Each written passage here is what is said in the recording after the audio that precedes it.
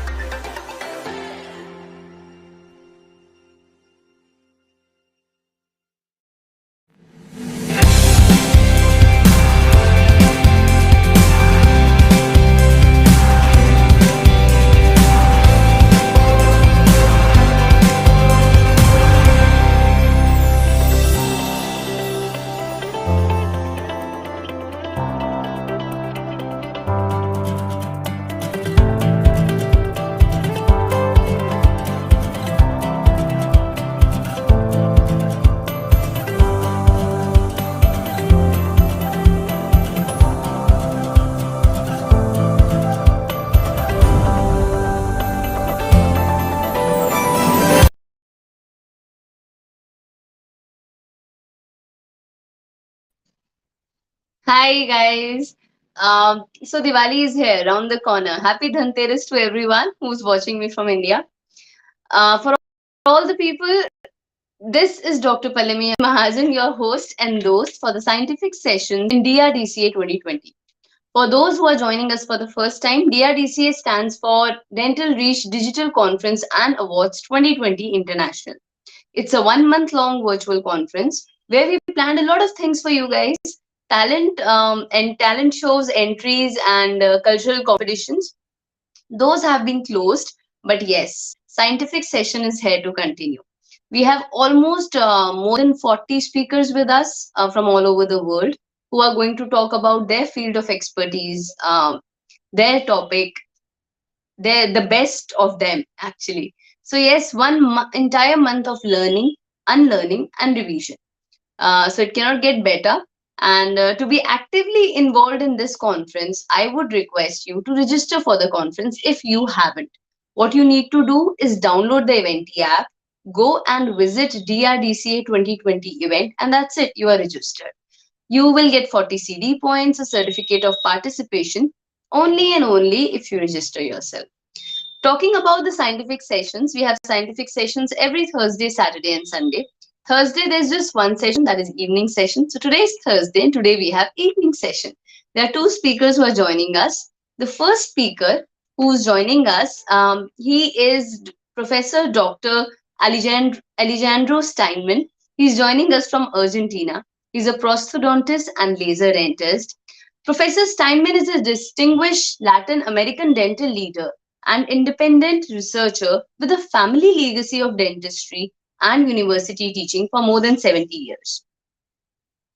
Dr. Alejandro Steinman is the son of dentists. He accompanied his mother to the office and, and grew naturally in the field of dentistry. So his interest and love for the profession comes naturally.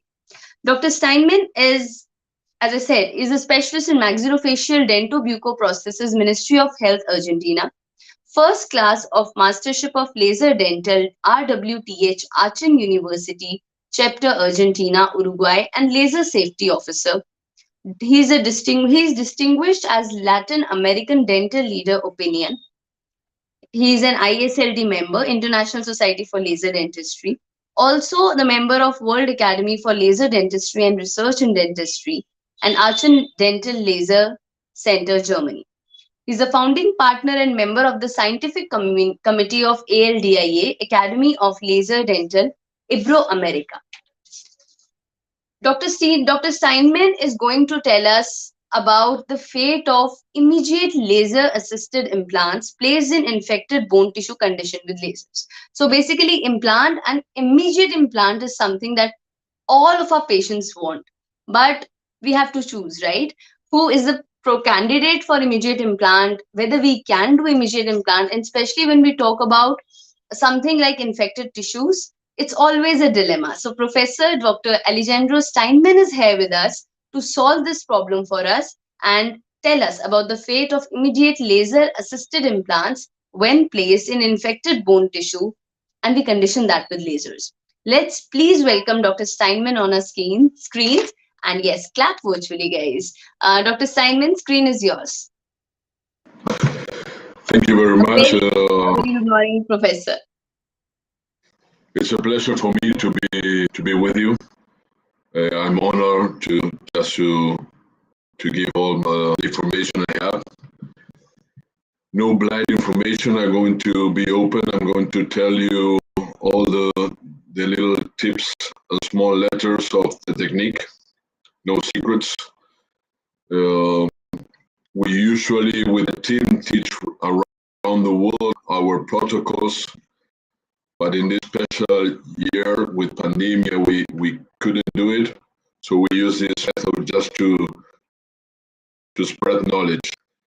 I'm not supported we are not supported by a specific laser. So we are independent researchers. We use what we feel that is works best with any commercial association. So that's give us the possibility to research in a very free and interesting way, and just to search for knowledge. Okay, so I came from my family is a dental family from 70 years to now. Sorry. As my dear colleague says, I went with my mom to the office in her tummy. I was a little guy with my father to his office, so I learned from both and teaching in the university here. So I'm very glad with my process. And you know, I'm in a good relation between. I'm still young, but I have 30 years as a dentist, so it's a very good point in my life to share knowledge and to start teaching what we've been researching for so many years. So it's an honor for me to be here with you. I got a dream to visit, maybe do some workshop there. So I'm going from, I think, in that dream, visiting India. So if everything is okay, I will start the presentation.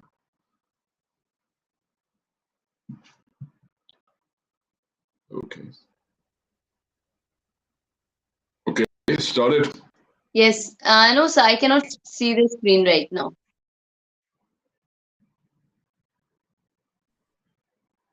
There?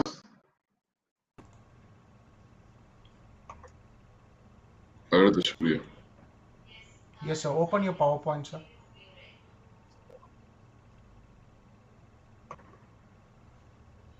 Did you see there? Cancel it, sir. Yeah, now it's perfect, sir. Perfect. Perfect. Cancel. Okay. You? Yes, sir. Now we can go, sir. Okay. We started. Could you bring me one coffee and some water? No coffee. Okay. It's always something to think when you have infected tissue. We almost used to just make extraction and wait for the bone to. But with the good knowledge of how to use different wavelengths of lasers, we might put the implants in the very first moment. So this is what we've been researching and what we are going to speak and share today. Okay, that's part of what I've been, my colleague just speak to you. And what is important in the last World Congress, I was invited as a speaker in Plovdiv, Bulgaria in 2019, and in Germany in 2018. So that's what we are researching. It's very all the colleagues from the world think that we are in a line that could be interesting to follow. So I got the pleasure to be invited to these very important meetings. This is a picture of the University of Buenos Aires, the School of Dentistry. I was from there, my mother was from there, my father was from there. So we got a good old tradition about teaching and the University of Buenos Aires.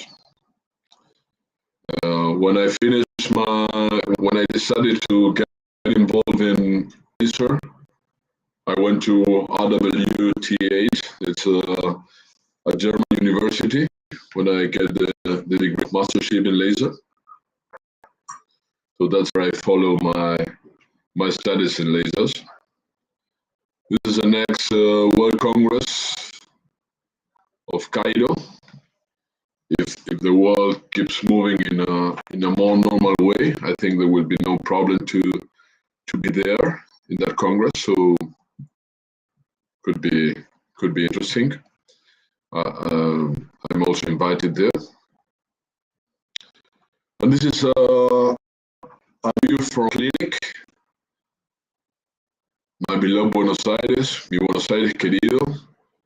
There's a beautiful tango called Mi Buenos Aires querido. Well, that's the first part of the tango. The landmark at the left of your screen is the obelisco. It's almost the central part of the city of Buenos Aires. It's almost like the Tour Eiffel of Paris. Well, the obelisco is our landmark in Buenos Aires, and in a 10th floor, so we can watch the obelisco from there. That's a picture from the window of my clinic. And now we're going to start with the main point, that is the magic of laser. I think about this title carefully and say that the magic of laser, you just make dentistry like sounds magic, but it has nothing to do with magic. Here the knowledge to manage laser is the constant studying of laser, the constant applying different wavelengths, knowing exactly what to do with every wavelength, and in which setting you are going to use that machine. So the magic of laser, we think that the key is the knowledge. As I told you before, my dream is to visit India, so it could be a really pleasure to make some hands-on there about different wavelengths in your country. So nothing to be about magic. The clinical results looks magic, but the knowledge is key here. So we started thinking about what can we do in those infected tissue. We planned an hypothesis that it would be possible to implant an infected tissue previously treated with lasers. This was what we thought about what we know.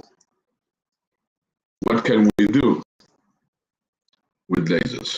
So that is a hypothesis. It was very challenging hypothesis. It looks like not possible at first glance, but we discovered in this 60 minutes the way to do it. This was to develop a protocol for the placement of immediate implants in infected tissue previously treated with lasers. be successful in the osseointegration of the bone graft if necessary, and have predictable postoperatives. Those are the objects that we plan when we start our research. These are the materials and methods we use. The materials, we use standard surgical instruments for extraction, but also the extraction we get help with laser, but we use that surgical instrument. We use three different wavelengths, erbium chrome YSDG laser and tips. The 660 and 940 diode laser, hydrogen peroxide, bone graft, treated surface implants, and porcine pericardium membrane. And the methods, we do the extraction, we remove the cyst according to usual techniques, application of hydrogen peroxide, and then stimulated with that laser 660, bed review with erbium chrome YSDG, implant placed and or bone graft with Steinman protocol, and yet biomodulation with diode lasers.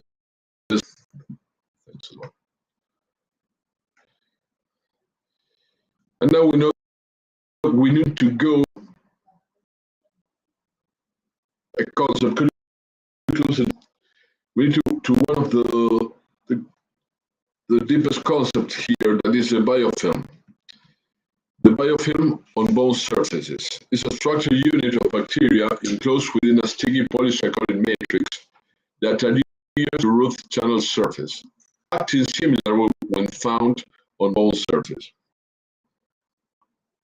This is the key of the cyst, one of the cysts, one of the keys of the big infections, one of the keys of those holes that we find sometimes in bone. And this biofilm, this structure, works like this.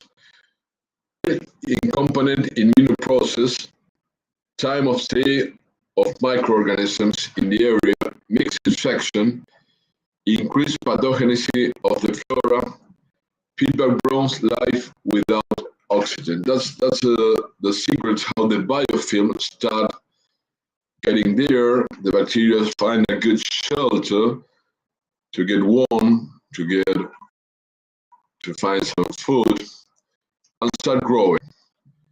And necrosis zone, there's as a typical evolution of a cyst, the contamination zone, the zone of stimulation.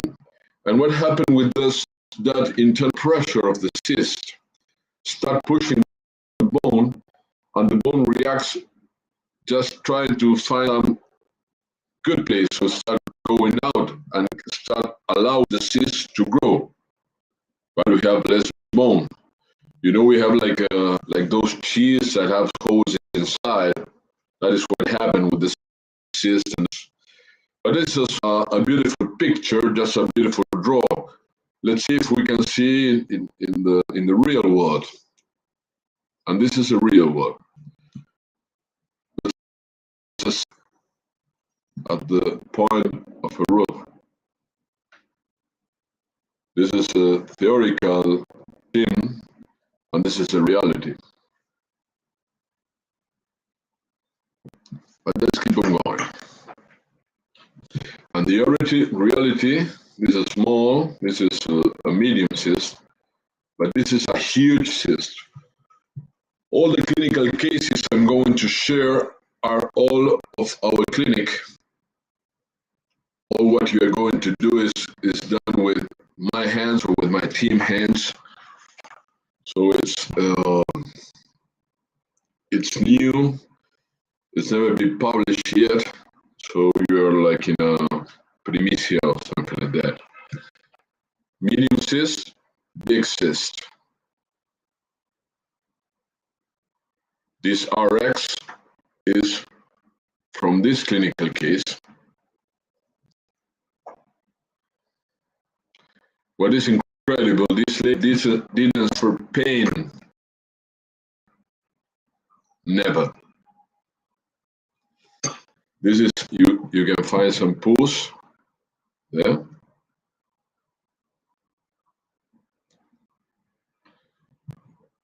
This is a hole of the cyst. The big hole is what we clean from vestibular, and the small hole is the roof of the central incisive of number 11, we call it here in Argentina. So this is what can, the damage that it can do, and incredible, no pain at all.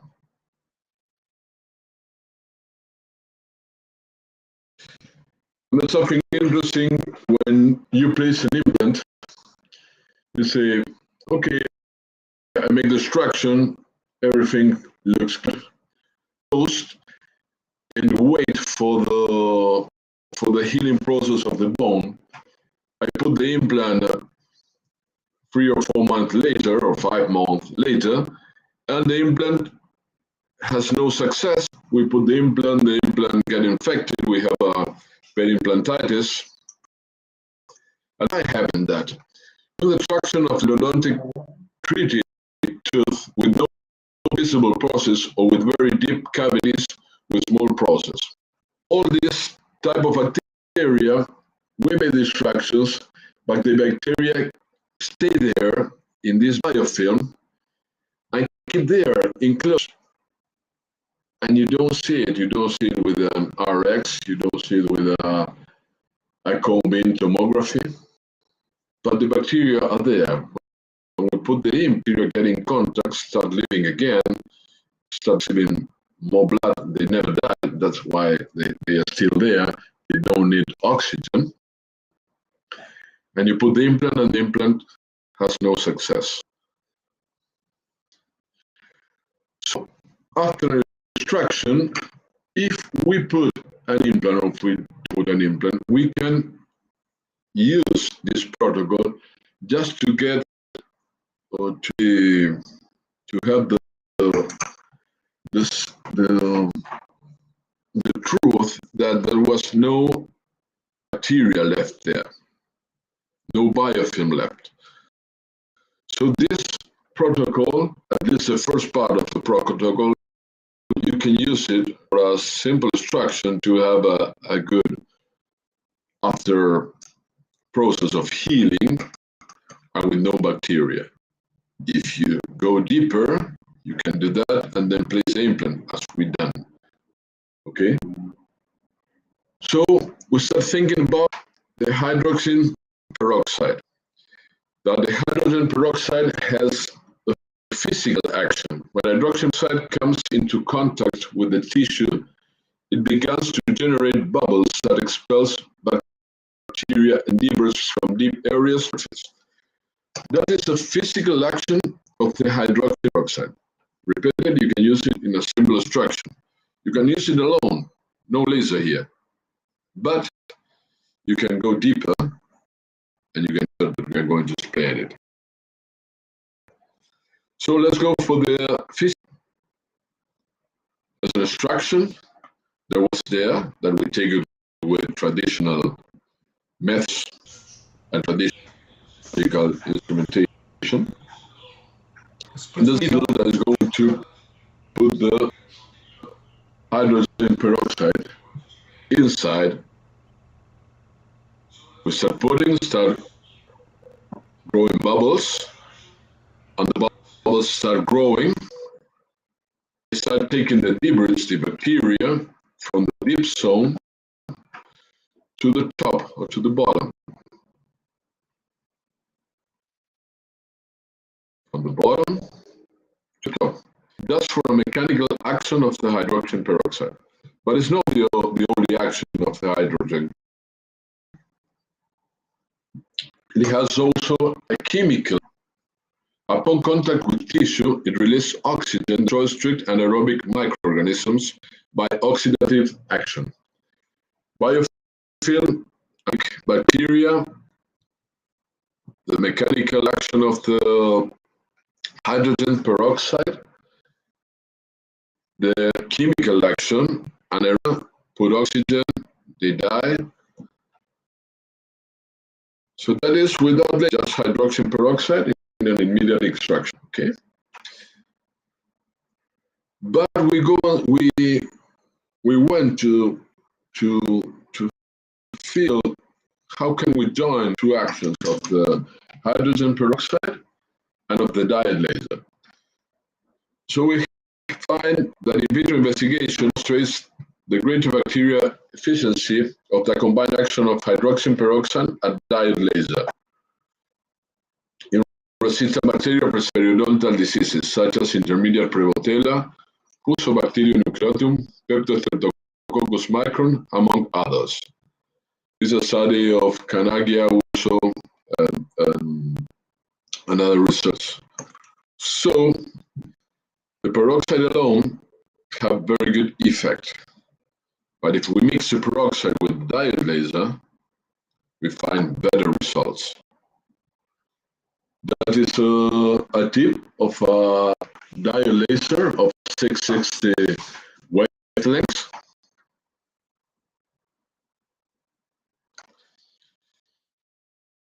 And we try to go and understand why this happened. And we find the physical phenomena of photolysis. Photolysis is a breakdown of chemical bonds due to radiant energy. Diode laser, radiant energy. Photodecomposition is a dissociation of molecules under the effect of light and is defined as the interaction of one or more photons with a target molecule. The target molecule of hydrogen peroxide. Any photon with enough energy can affect the chemical bonds of a compound molecules. Photonic energy is proportional to its wavelength, 940 versus 660 diode laser wavelength. In the case of actin of hydroxide, the molecular dissociation produces hydroxyl groups and or single oxygen with toxic that are very toxic to bacteria. The hydroxy groups or the single oxygen are very powerful and very toxic to bacteria. And this happens because of the photolysis phenomena. So let's see. We use the physical action of the hydrogen peroxide. We will physical action work, just pushing with the bubbles. We use a few more seconds for studying the chemical action of the hydrogen peroxide. But then we apply the diode laser 660 with a tip, and we power the action of both.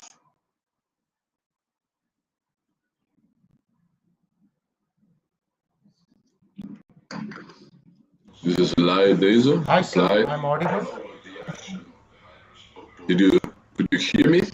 Yeah. Sir, your network is quite weak, sir. Can you move to a place where we have good network, sir?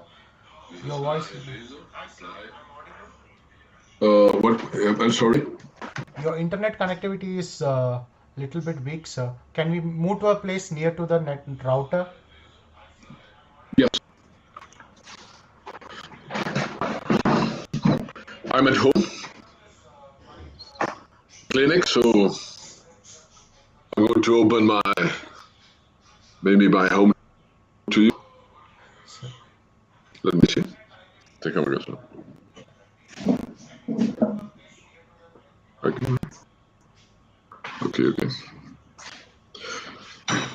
We have better connection now? Yes, sir, it's better. Okay. Just 1 second. I'm going just to sit down. Ponemos una silla acá. 1 more second. And we keep going. Huh? Yes, sir. No. Déjalo grosso. Okay. Better here? Yes, sir. Better than before, sir. Okay. So keep going. Thank you so much, sir. Don't mention it.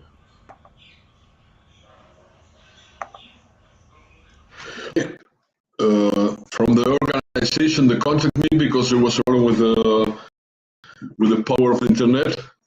I just moved. I'm at home, so it's almost 9 a.m. here in Buenos Aires. So we keep going. As I told you before, I don't know if you can hear that, but with the action of the combined action of the hydrogen peroxide and dyed laser, you get a very good power of bacteria killing. And here is the dyed laser with the tip acting and activating with the photolysis phenomenon, the hydrogen peroxide. But we keep on pushing. We say, okay, we use a hydrogen peroxide. We use the dyed laser 660 wavelengths. Almost like 99% of bacteria are killed. But we can go deeper. We can keep on pushing. So we use another laser that is an erbium chrome YSCG laser that is useful for hard and soft tissue. And we have this machine, we are going to use it. Let's see why. So the erbium chrome YSCG, the contamination effect. Chemical media can eliminate bacteria with a dip of 100 nanometers. With the use of hydroacoustic effect, bacteria can be eliminated at a level greater than 1000 nanometers. With the use of erbium chrome YSCG laser, bacteria are imploded by significantly reducing endoperium infection in post-extraction areas. Study by Gordon using MSET for the important information here is he used a very, very soft power of the erbium chrome, just half a watt. He reduced the bacteria more than 99%.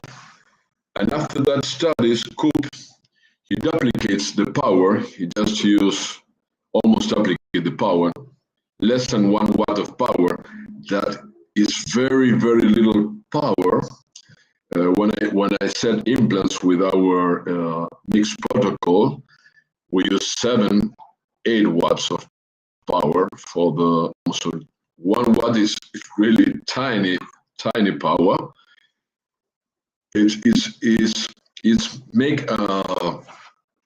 The impact was greater, producing a complete reduction of bacteria below detectable levels.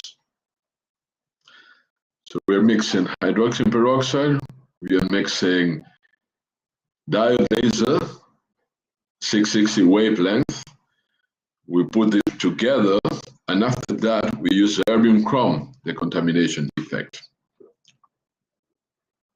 As I told you before, and because we are almost a team of the team. The erbium chrome YSCG, we are independent researchers. No company is with us. So we can open very sincerely and give very good information for you. This is the tip of the erbium chrome YSCG, or one of the erbium chrome YSCG. And here is acting in the same hole that we use the dyed laser with the peroxide. Okay. After knowing the background of our research about the physical, the chemical action, the combination of different wavelengths, the action every wavelength, we go to a clinical case. Okay. This is Claudia. She's a patient from mine.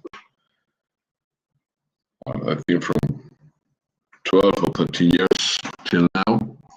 She's a police officer, a beautiful police officer. Her husband is also a police officer. He's care of, or used to take care of the daughter of our last president. So they are very trustworthy police officers.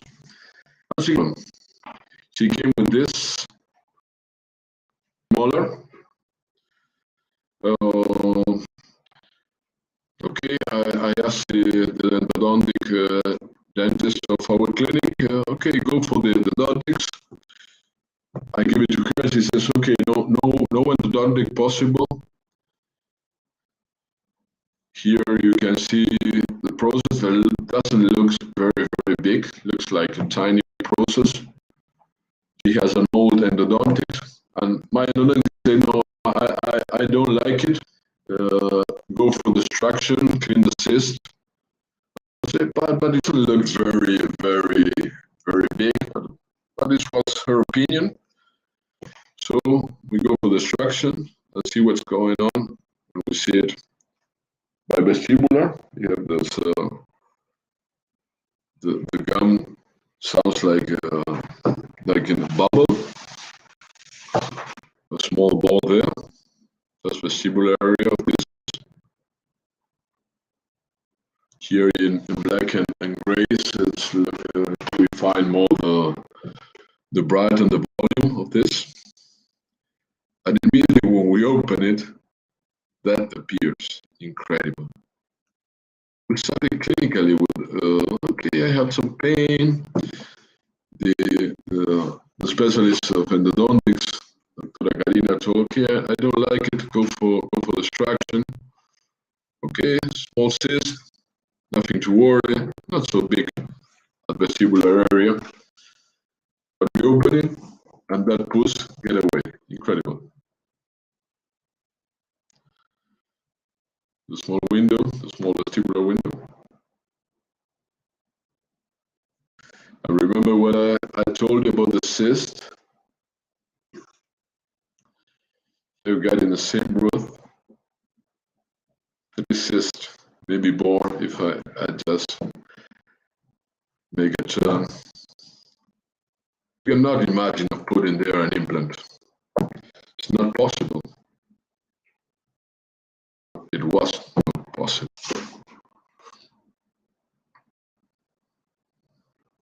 So we start our protocol using peroxide, allowing the physical action for a few seconds, then the chemical action,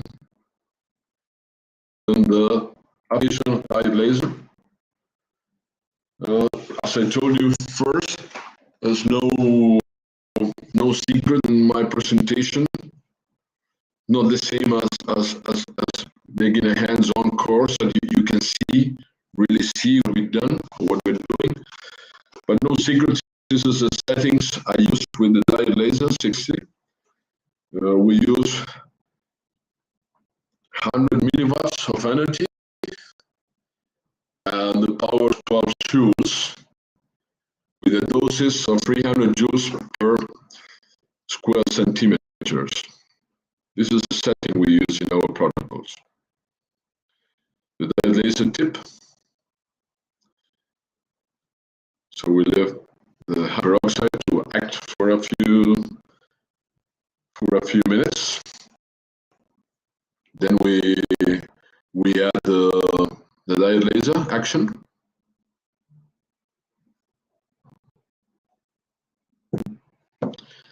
Then we use the erbium chrome YSDG acting now. The erbium chrome working. You see we can see the water spray there. That is a medium for the action of the erbium chrome YSDG laser. And that is how the bone is left. Clear, crystal, virgin bone. Remember, we studied here.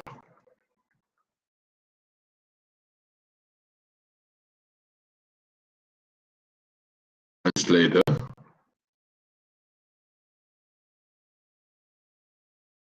we go there.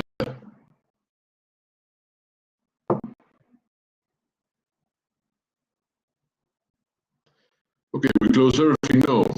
We keep going. Let's put the implant there.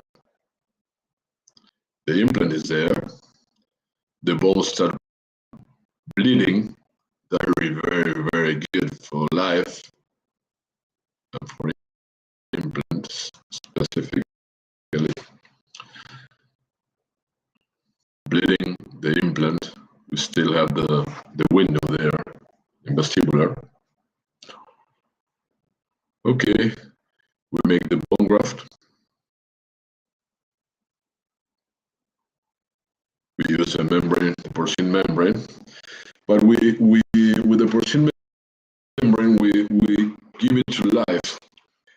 We apply the energy of the Albion Crown YSTG just to make it more malleable. We can adapt it very easily, and we start giving less energy there.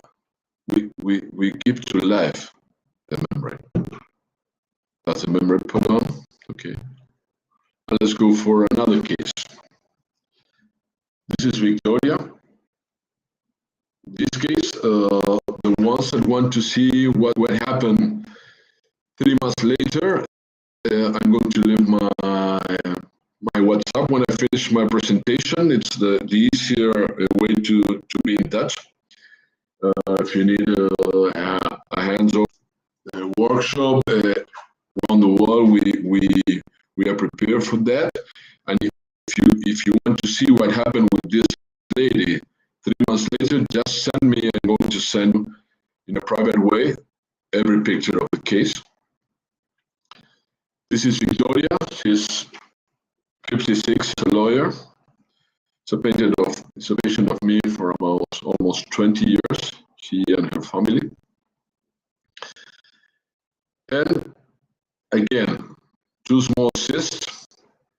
She had very, very bad experience with endodontics. For me, this was clearly for endodontics, but she says, okay, doctor, you know, everything fine, but endodontics, I just want an implant. I feel bad with implants. Okay, we can go that way. 2 small cysts. This is the first down molar. This is the procedure. We divide the roof, the 2 roofs there. This we done it with a turbine. We make the first extraction of one of the roof. Then the second, we need to be very carefully about keeping the bone. So just start thinking, if I'm going to put the bone in the mesial roof space or in the distal roof space or where. These are the dental section and the 2 roofs. So we started with a protocol. We use we curettage to eliminate the cyst. But we go with our protocol. Same settings, same tips. But it's a hydrogen peroxide and a diode laser working. The nervium chrome STG. Here we can find better bone, clear bone, fresh bone, and just thinking in the mesial, in the distal space.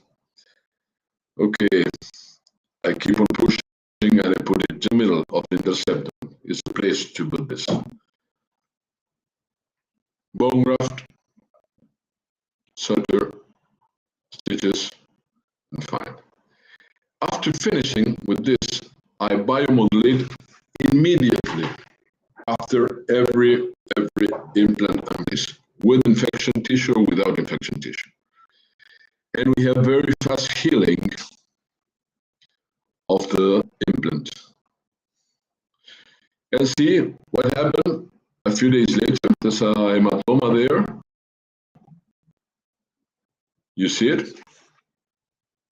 All this work.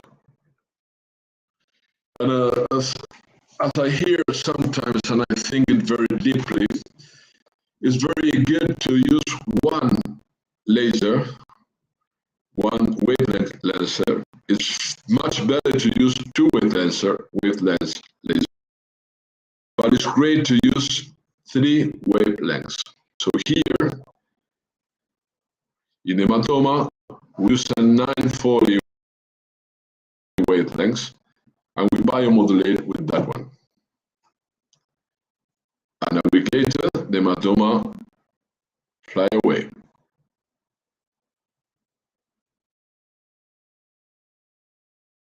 Hematoma, 2 days after the surgery. Dilator, 940 dilator, applied there. Biomodulated with the same laser. And 1 week later, no hematoma. And this is the healing of the implant 1 week later. What you see there, that is like yellow, that someone can think this is it's not going well. This is fibrin. That is great to find there, and you can find it if you use a protocol. The type of implant is a Steinman type, so we want to see the implant immediately. The tissue level implant doesn't go to the tip of the bone and stay there covered by gum. The gum heals around the neck of the implant, okay? Tissue levels.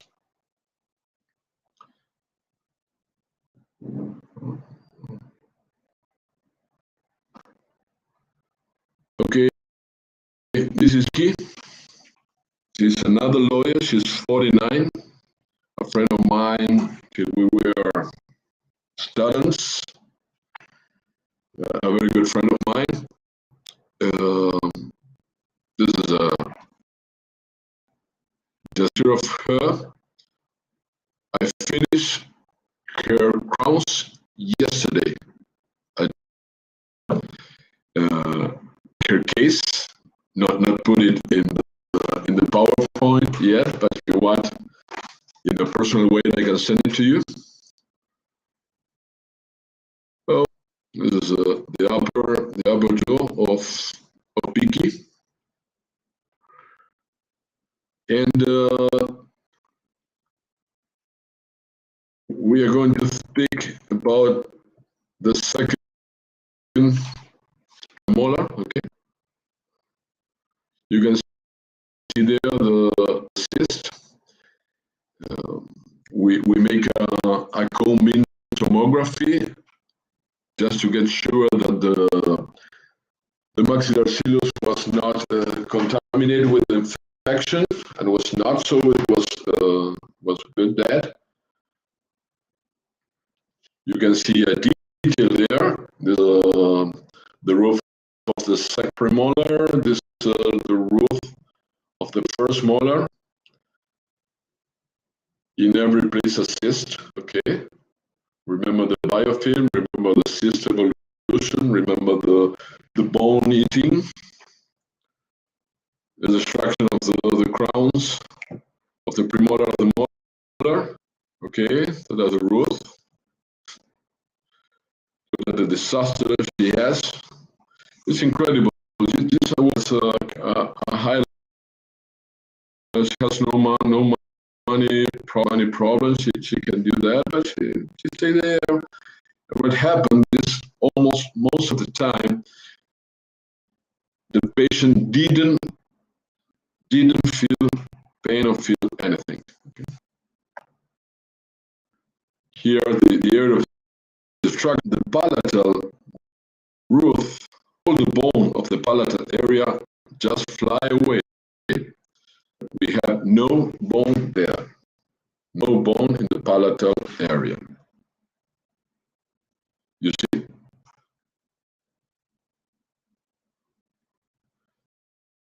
The infection was so that eat all the palatal bone.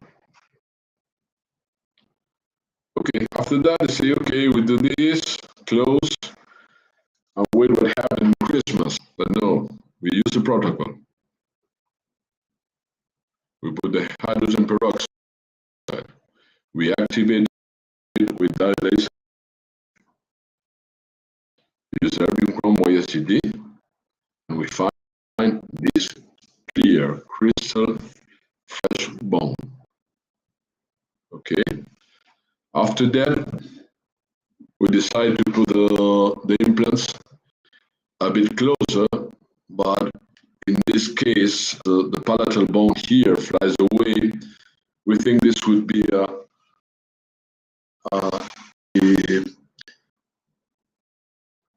very good bone receiver for our implants.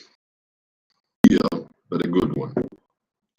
Remember, bone tissue implants, Straumann type, yeah, bone, bloody bone, that is perfect for implants.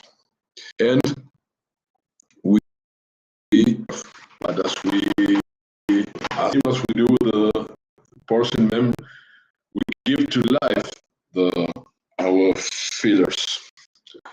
So we applied erbium chrome YCG. We start applying the energy of the laser. So hydratate with the water of the laser the bone filler.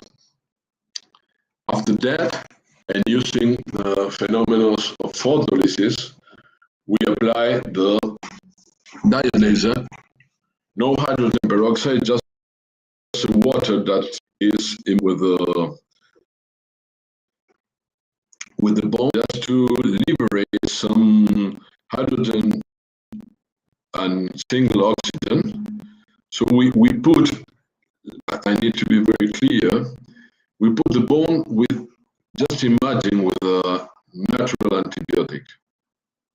We put the filler with a natural antibiotic because we, with the photolysis phenomena, we activate the bone that is here in the bone graft, and we start dissociation the molecule of water and finding hydrogen and single oxygen. So we put this bone graft like with a natural antibiotic. Okay, we put the filler,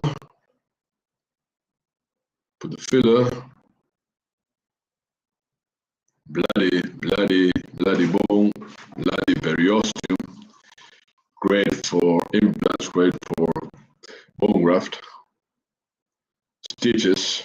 Let's say, oh, okay, so what we have. We biosimulated immediately. I see all that. We say, okay, we remember the implants have tissue, so we are going to see the implants all the way along to the healing, and we can see a lot of fibrin. That is amazing. That is great to find. We're going to be successful case, not okay. Let's see it. This is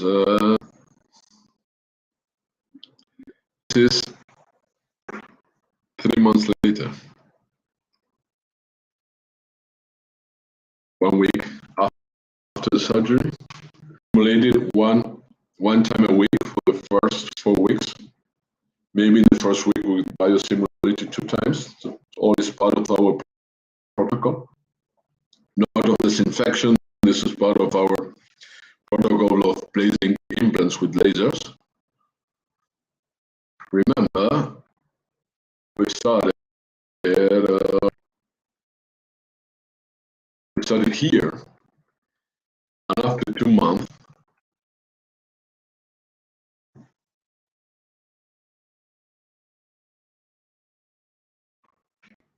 we are here.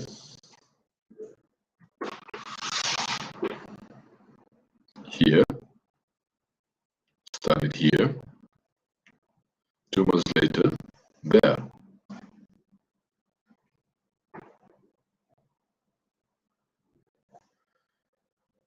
Almost near impossible clinical situation.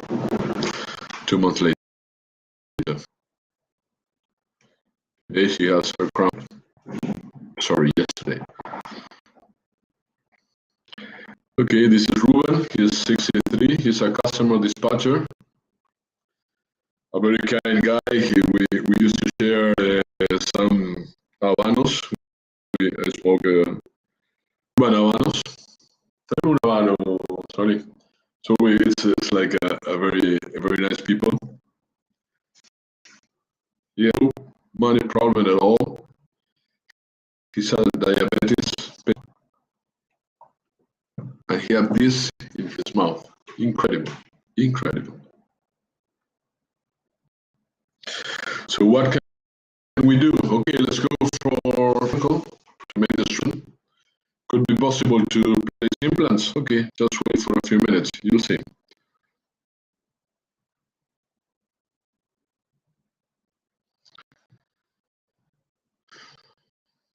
Here, here, here. He's a diabetes patient, and all the infection he has inside his mouth, it is incredible. And you know, doctors, medical doctors, didn't say nothing about his mouth. Just keep on doing with the diabetes, and this is very dangerous for a diabetes patient. See the cyst there? Yeah, stay. So we started. Steinman protocol. Let's go. Peroxide, that setting. Peroxide diode laser, erbium chrome YSDD laser. I go a bit further. The implants in the bone graft.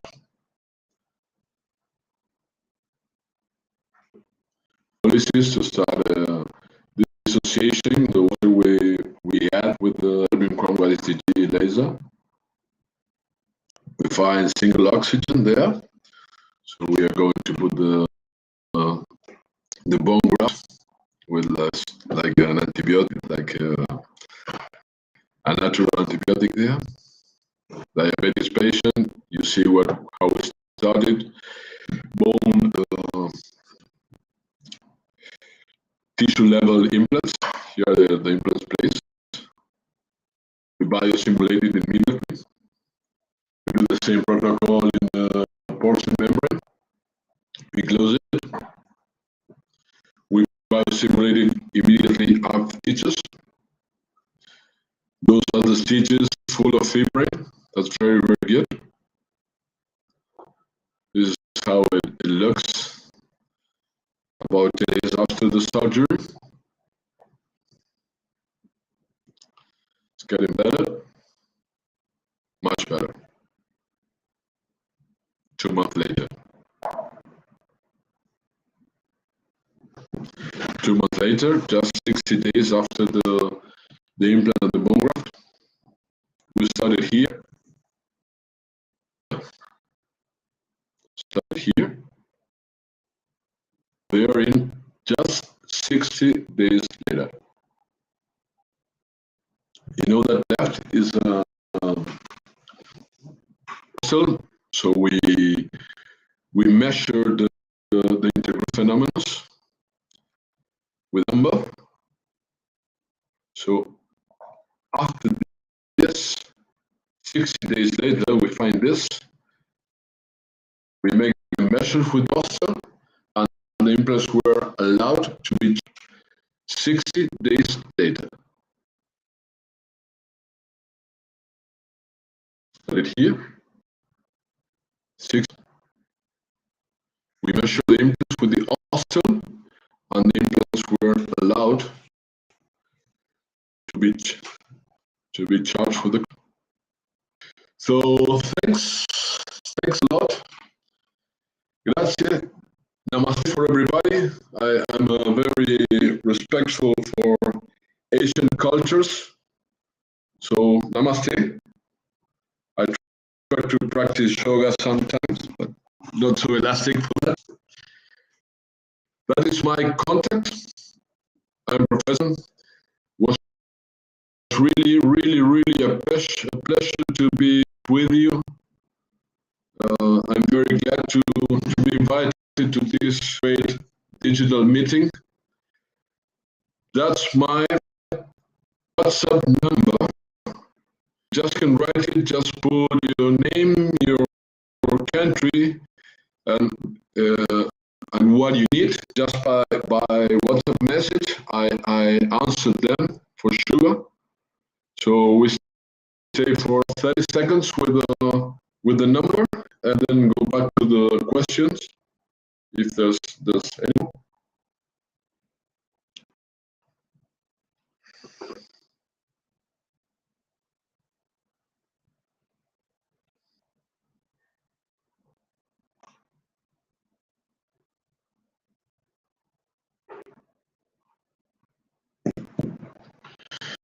Okay, back to from India. Thank you, Professor. Thank you for sharing such wonderful cases with us and also sharing your number so that we can reach out to you whenever we feel like. Yeah, for sure, no problem. It could be a pleasure and very honorable Very being honest. invited to you. I'm honored. Few questions are there, sir. May I ask them? Okay, for sure, yeah. Which bone graft is recommended in the infected area? Autograft, allograft, any preference? I prefer human bone graft. That is what I prefer. I prefer human bone graft.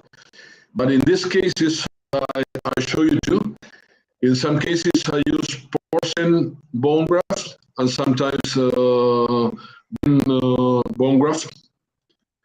The one I prefer is human bone graft. Okay, sir. Okay. Any alternate laser that can be used? Any laser alternative, sir? Any other laser that can be used? Yes, but you know, as we find in the research we study, the 660 laser seems to be the ideal to do with hydrogen peroxide. Okay. Okay. So for that part, the nearest wavelength you find there, near between 600 and 700 wavelengths, could be ideal to with the hydrogen peroxide. Okay. And for the hematoma of that lady there, the wavelengths that are near 940 are the best to find a good result. And as you see in the pictures, after 1 week, they're away. So True. okay. Can a laser is laser recommended for the cases which are uninfected? Can we use laser for just the little curettage of that area if there is no Yes, infection as well?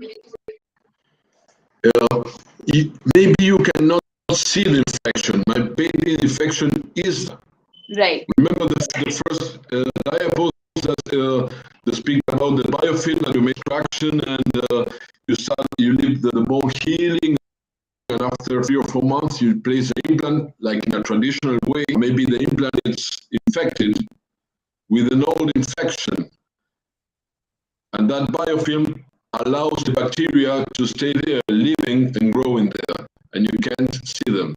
So it's very useful if you don't go the whole way just to put the implant in the same time. You can just do part of the protocol. You can use hydrogen peroxide. If you don't have laser, just use a hydrogen peroxide. If you have diode laser, join them and maybe not put the implant. This is what I show you the whole film. But you can use the chapter you want, and you can use the chapter you have the technology. Hydrogen peroxide is very cheap around the world, so there's no problem for that.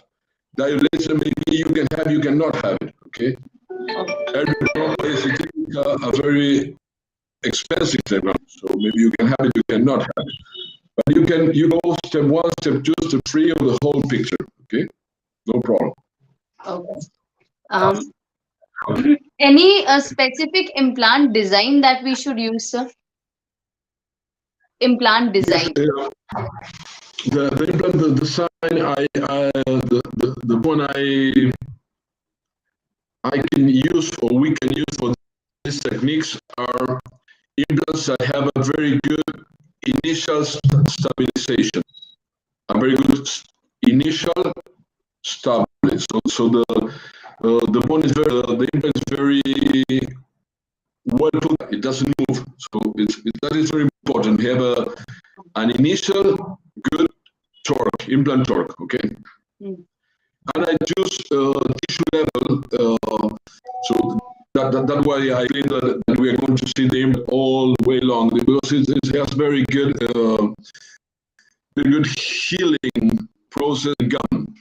So as we do the first part as the second part, so we are very interested about the gum healings. We use that type of implants. Okay.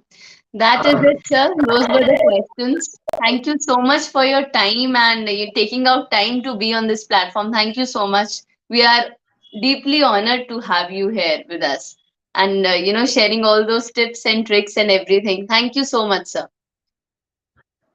Thank you so much, As I Professor. repeat, Thank you. I'm the honor one. I'm honored because of your invitation. Namaste. God bless you all, and my contact is there. Have a nice day, Professor. Thank you so much. Thank you. My pleasure. Yes. So that was Professor Dr. Steinman with us, and indeed, an insightful version, like how what all things can be done when an infection is there and a patient demands immediate implant placement. So now we have some cases to go back to, maybe a presentation to go back to, and try those things out. Because still you try with taking undertaking all the protocols and the steps, the procedure, you will never know. So okay, the next we have is Dr. Narayan Venkatraman from India, who's joining us. He is master's oral and maxillofacial. He's a pathologist and an implantologist, fellow and diplomate of ICOI. He's a former professor and HOD oral and maxillofacial pathology, the Oxford Dental College, Bangalore. He has his own private practice of multidisciplinary dentistry since 1999. He's a co-founder and co-director of the ITI Study Club Bengaluru, co-founder of Implant and Aesthetic Academy India, editorial board in Quintessence India Journal. He's an expert on Dental XP, the premier online dental education portal. He is also the faculty on DACE and Dental XP's MOI course. Dr. Narayan has been published in national and international journals on both pathology and implantology and has lectured widely at national and international conferences on both the topics. The topic of the session that Dr. Narayan Venkatraman is going to conduct is immediate placement, a state of the art.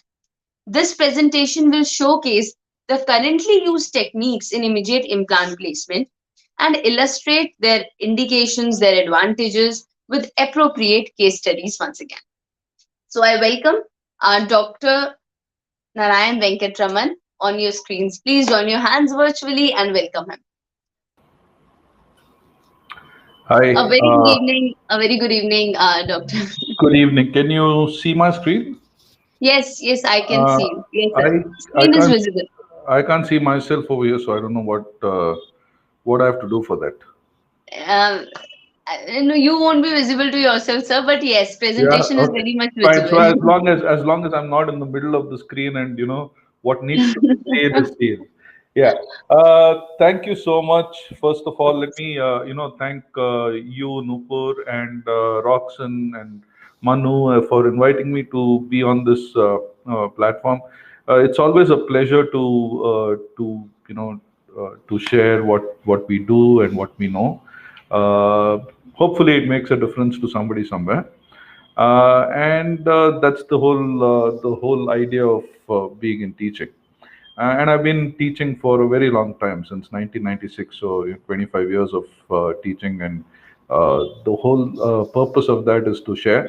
And I hope we come out of this with some myths dispelled, some new ideas to take back home, some clinical tips to apply when you get back there. I'm sitting in my office right now, and yeah, so we'll talk a little bit about immediate implant placement. And when I say the state of the art, it basically implies that this is a constantly changing, field, and therefore the state of that art is constantly changing. And at the current moment where we are, with the knowledge that we have and the skill sets that we have, what we are able to perform is what we're going to talk about.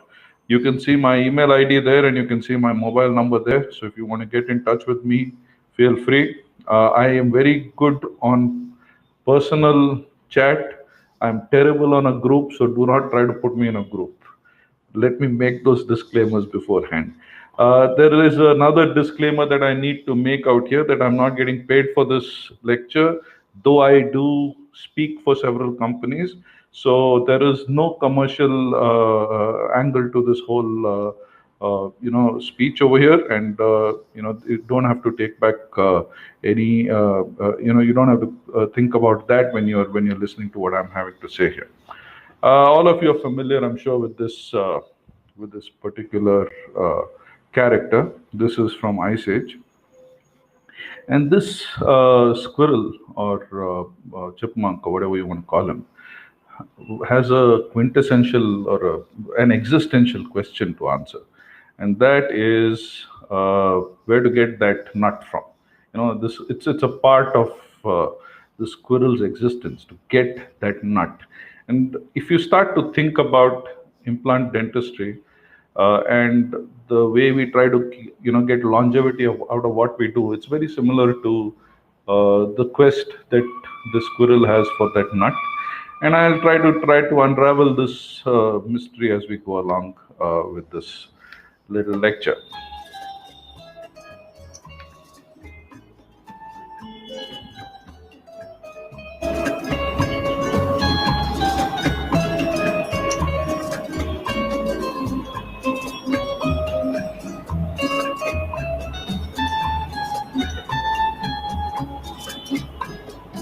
Soy el fuego que arde tu piel, soy el agua que mata tu sed. Yeah, so I'm sure most of you are familiar with that tune. That is the introductory tune to Narcos. But it's also important to try to understand what he's trying to say. He's saying that I'm the fire that that burns your skin. I'm also the water that quenches your thirst. And when you go and look at implant dentistry, and to be able to achieve this sort of what I like to call invisible implant dentistry, the water and the fire together work to make this happen. And the water and the fire in this situation are the bone and the soft tissue together. So as it is, it's a difficult enough proposition to try to achieve adequate aesthetics when you're working with healed sites where you've already got soft tissue to work with. And when you are starting to work in immediate situations, it becomes imperative that you are trying to be able to maintain and reconstruct what is going to be lost, or maintain what is going to be lost. And that is an extremely challenging situation to work in. So today I'm going to be speaking to you about implant dentistry largely in the aesthetic zone. I'm not talking about multi-rooted teeth. And I think a large part of my work has been made easy by the fact that Dr. Alejandro before me has spoken largely about multi-rooted teeth and about infection control. So I can get that out of my repertoire of speaking today. So these are a few of the objectives that I hope to kind of achieve. That you should be able to identify risk in the aesthetic area, especially pertaining to implant placement immediately after extraction.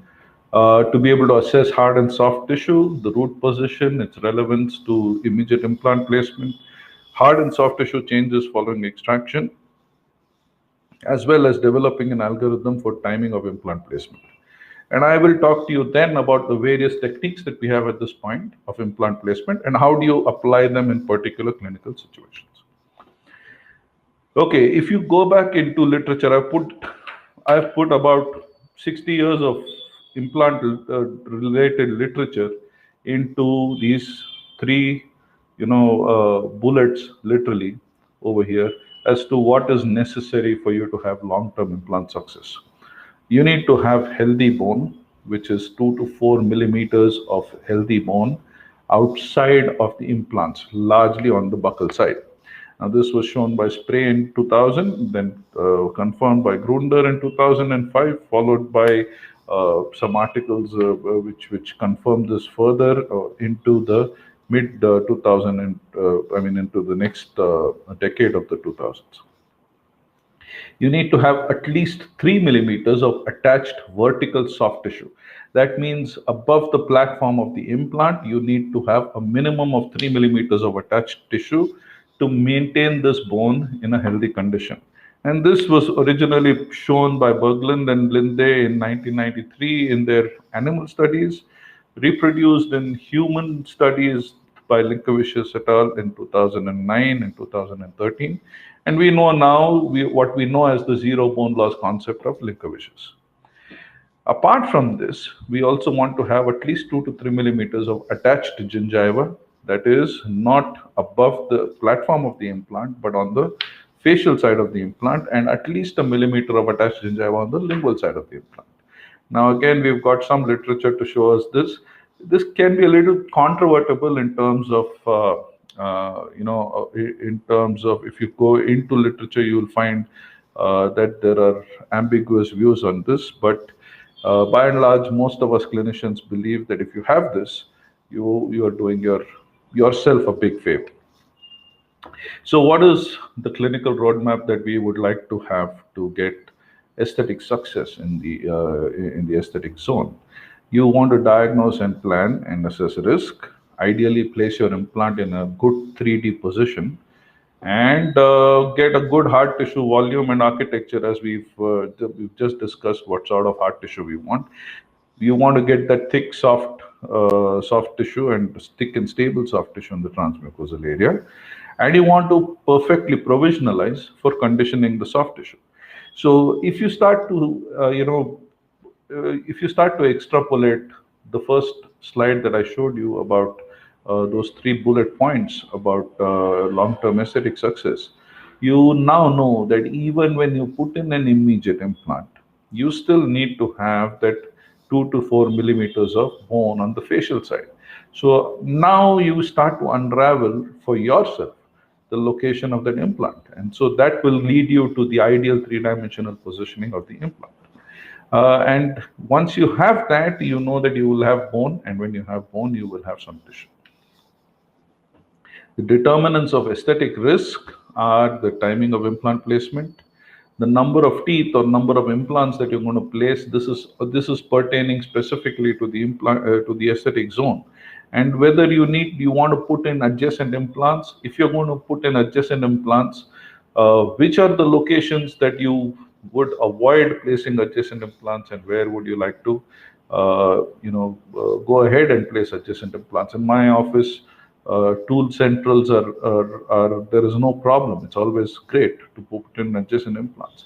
When it becomes a central and a lateral, then I will investigate further about whether I'm going to put in 2 implants or a single implant.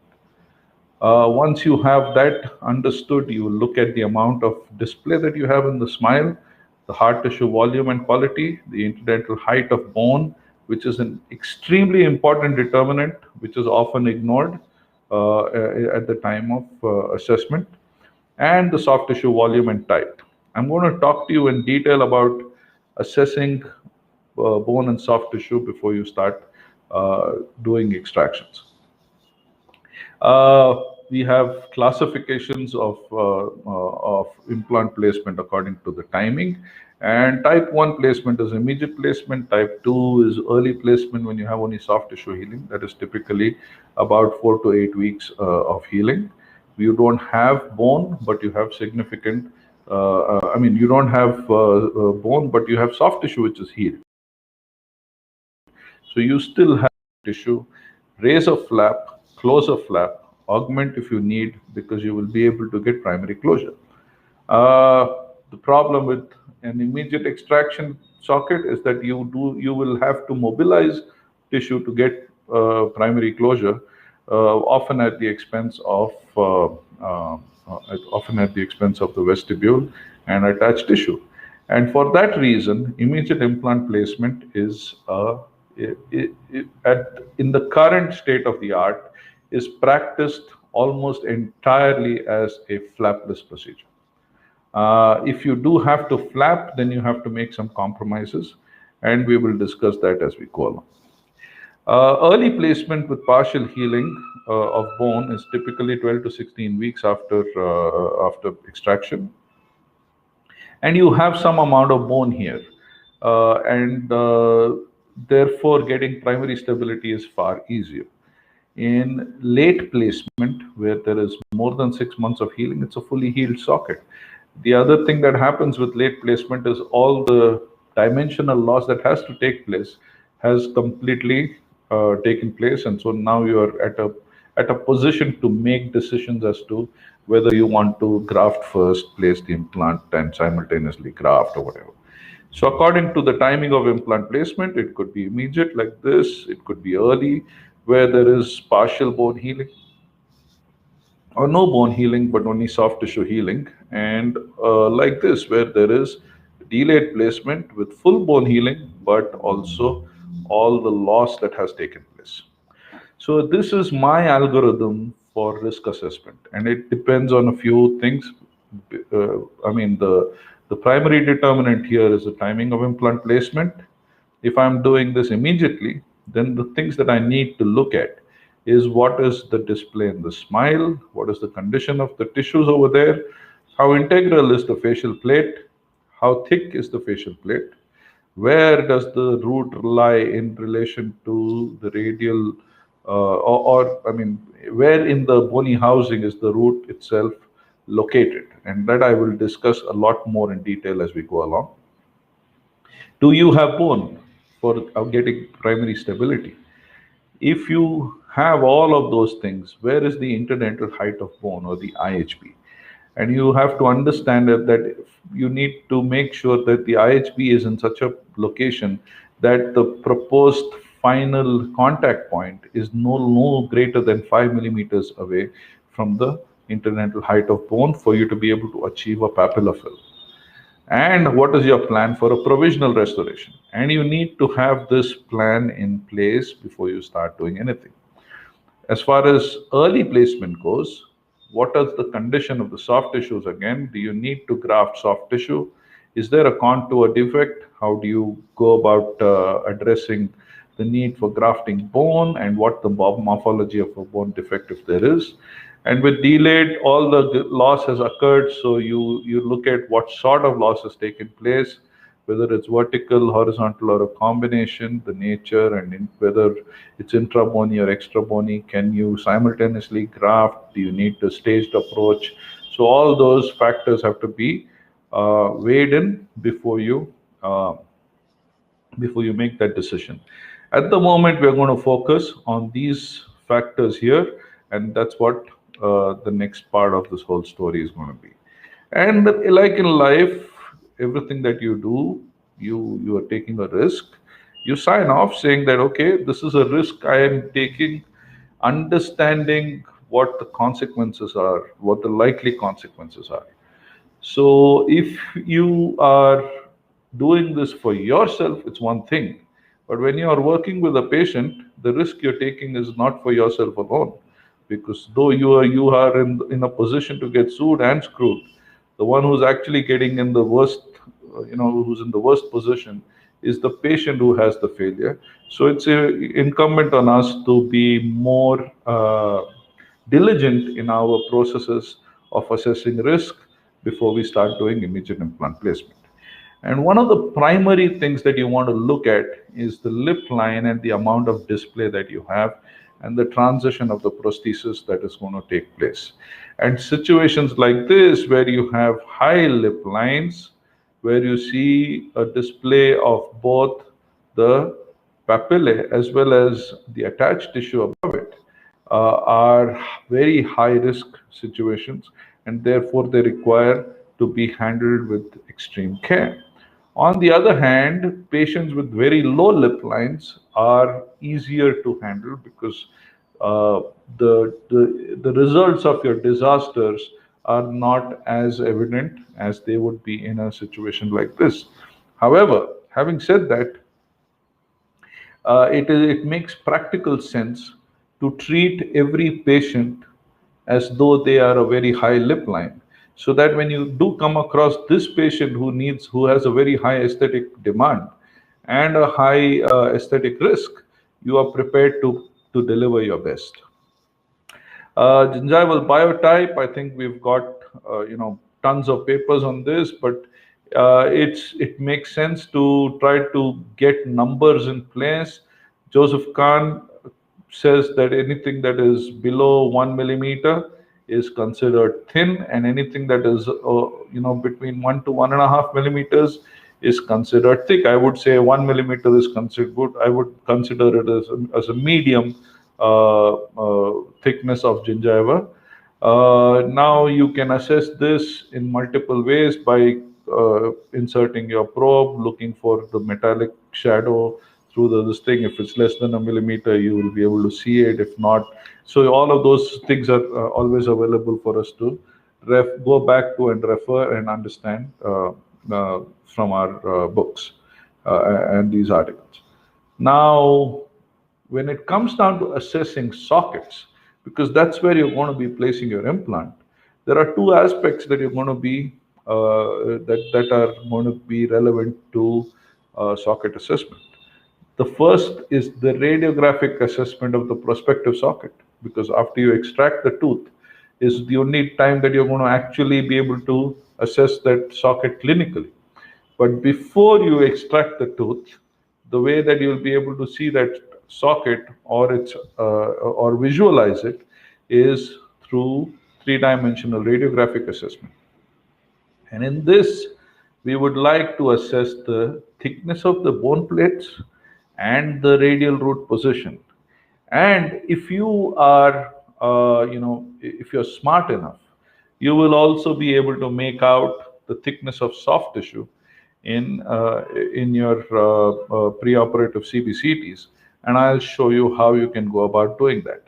So let's take a look at what are the most significant studies out there at this current point in time with regard to these particular parameters that I just spoke about.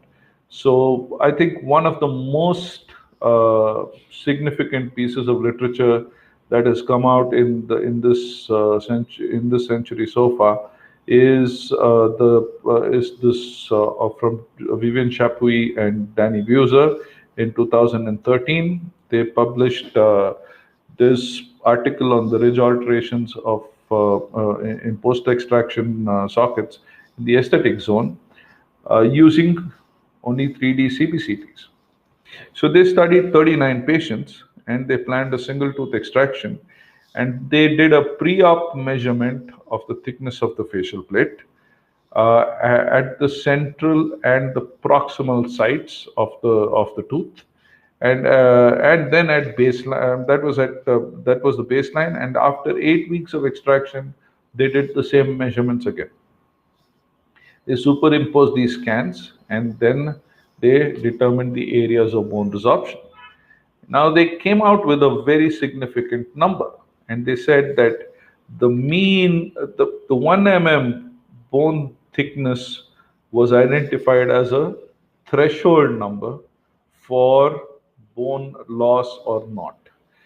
In all the sockets where there was less than 1 millimeter thickness of facial plate, there was significant amount of bone loss, and that meant that there was a vertical loss resulting in a horizontal dimensional loss.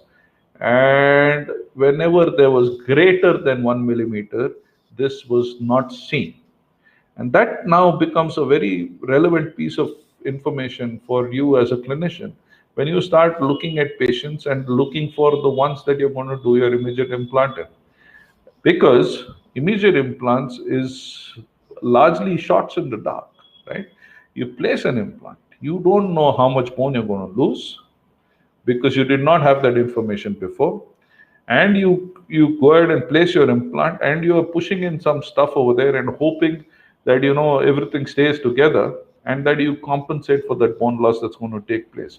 And there is nothing on God's green earth that's going to prevent that bone loss from taking place, and we'll discuss why that happens in the next few minutes. So, having understood that, if you do not know how much bone loss is going to take place, or in which case that bone loss is going to take place, then it's like playing Russian roulette. You're just sticking a revolver to your head and hoping that the chamber does not have that bullet, right? So, with a piece of information like this, that if you do have 1 millimeter thickness of facial plate, you will not have dimensional loss. It means that you can now safely place your implant and not have any collapse on the facial aspect. On the other hand, when you're at 1 or just below, then it's the gamble is back, right? So then you need to start to look at all those or the compensatory mechanisms for trying to maintain that bone and soft tissue out there. Okay, so they divided their cases into three types: thick wall, thin wall, and no bony wall phenotypes. Thick wall is anything greater than 1 millimeter, and thin wall is anything less than 1 millimeter. And we now have understood what happens if you have less than a millimeter and what happens when you have greater than a millimeter. What you will see here is that this remains the dimension of the residual ridge, and when you look at this, all this bone will be lost, and the residual ridge that you have will become this knife edge out here, right? And that's when you now start to place your implant and have to do your bone grafting to achieve some kind of some kind of semblance of sanity back in those situations. Another very significant piece of literature from 2017 is in the Journal of Prosthetic Dentistry from my good friend Harvey Gluckman and his group, which talks about the position of the root itself, of the tooth within the bony walls, and how that influences what you do next. Okay, and this is basically an offshoot of an earlier publication from Joseph Kahn, which is known as the sagittal root position.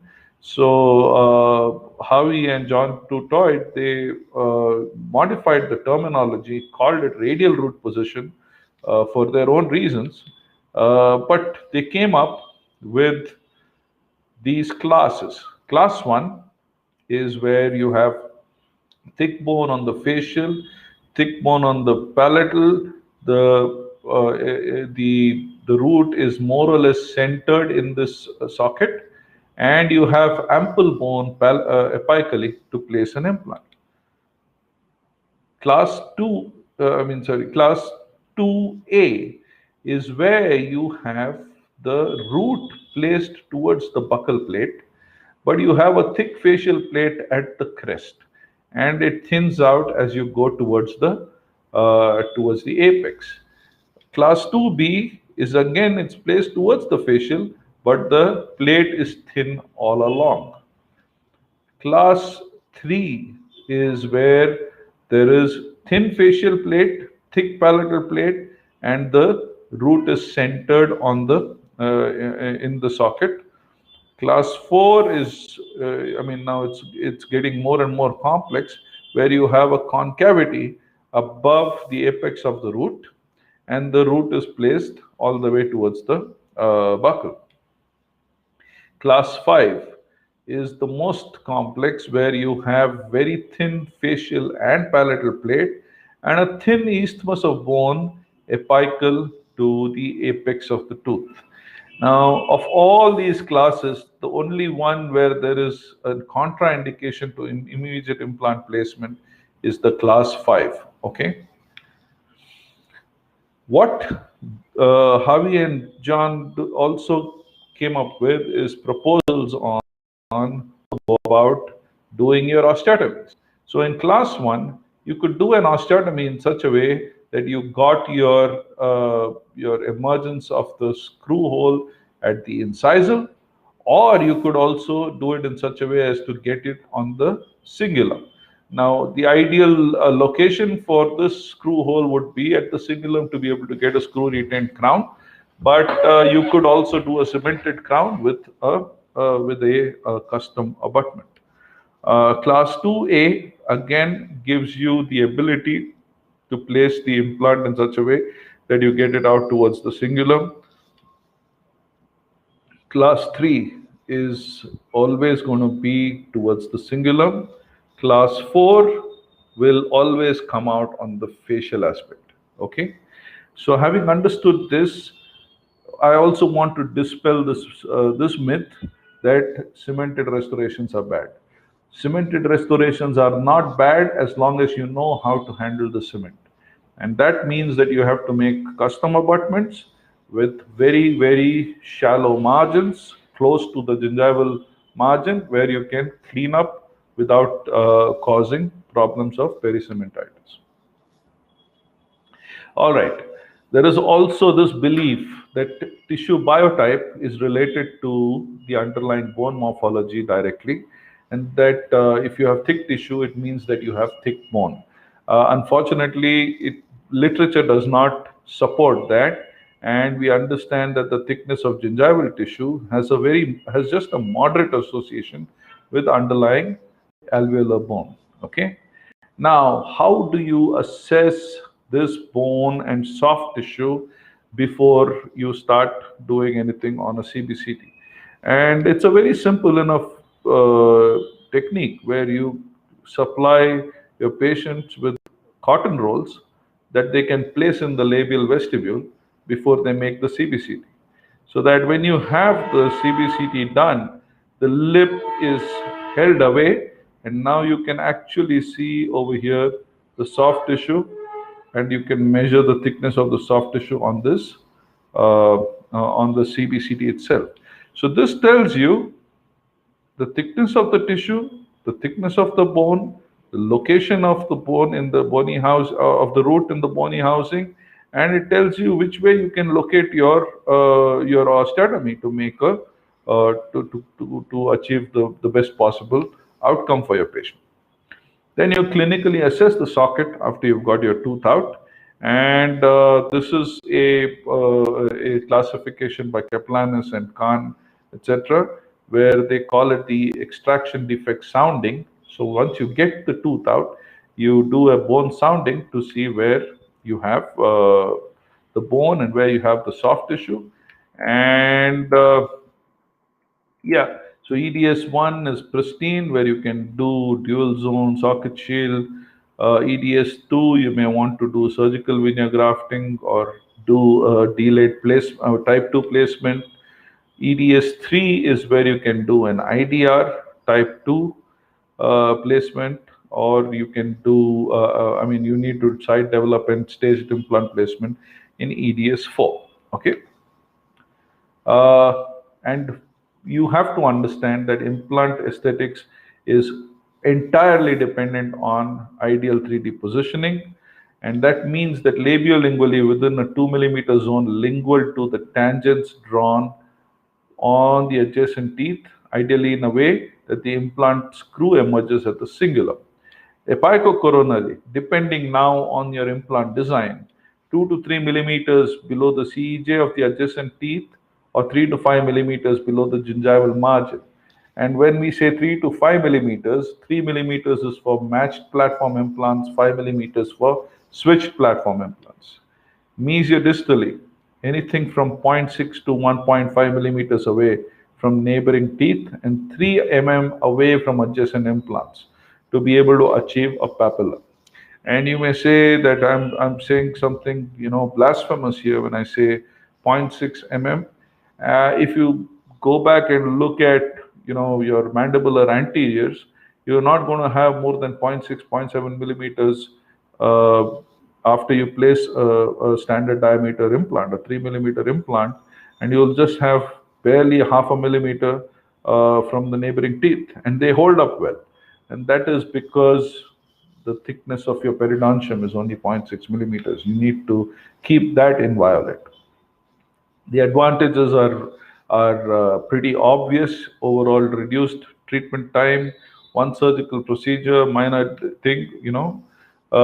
Disadvantages that if you do not have enough bone, then you may compromise primary stability, and you will facially malposition implants very commonly, and then end up with problems. There is an increase of recession at gingival margins, especially if you facially malposition implants and you have thin tissue type. Case selection is important, and we are talking about aesthetic areas, so we're talking about single rooted teeth. Do an atraumatic extraction, check the socket walls, and make sure that the socket walls are intact. You do not have infection, thick tissue biotype, rectangular tooth form, low lip line, and when the interproximal height of bone is 5 millimeters or less from the proposed contact point. So we figured where that the squirrel needs his nut, finds his nut. Then we found the nut over here, said that we need this much tissue, we need this much bone. Now, how do you store these nuts?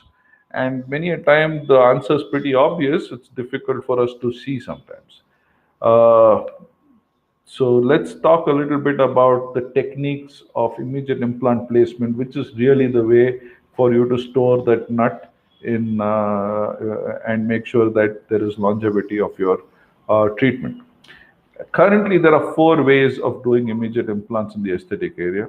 One is called the dual zone technique, which is propagated by Maurice Salama, David Tarnow, Stephen Chu. It's Tarnow and Chu's technique. Then you have surgical veneer grafting, which is a technique now proposed or propagated by Salama and the Agnini brothers from Italy. It's an offshoot of the bilaminar connective tissue graft technique that was proposed by Joseph Kahn several years ago. So many of these are basically, reinventions or old wine in new bottle, but with some kind of, innovation to it. So surgical veneer grafting is combining the dual zone with the bilaminar connective tissue graft technique. Then you have the socket shield technique, which is an altogether, different technique from the above. And the last of the lot is the immediate dentoalveolar restoration, which is probably one of the most radical techniques that you can think of. So let's try to see what the dual zone technique is all about. So what we need to understand here is that there are two techniques, the dual zone and the surgical veneer grafting, which are techniques which are aiming at a compensation. You expect that there will be bone loss, and you do procedures to compensate for that bone loss to ensure that you do not have dimensional loss on account of it. Okay. The socket shield technique, on the other hand, is different because it is a preservative technique. It does not anticipate the bone loss at all. It does not permit the bone loss to occur. The immediate dentoalveolar restoration, on the other hand, is diametrically opposite to all of these, and this is done in situations where the bone loss has already occurred. So IDR is employed when you do not have a facial plate. You place your implant and you recreate a facial plate, and I'll discuss and I'll show you a case as to how that is done. So the dual zone is basically about trying to make sure or catching up and making sure that that bone loss is and soft tissue loss is minimized to allow for aesthetics. So you need to do an atraumatic extraction, place an implant in the ideal 3D position, create a jumping gap of 2 millimeters and more because you want that much more bone outside, and graft into the gap, extending into the soft tissue. I prefer to use an allograft uh, or an alloplast, something that is resorbable and will go away in time.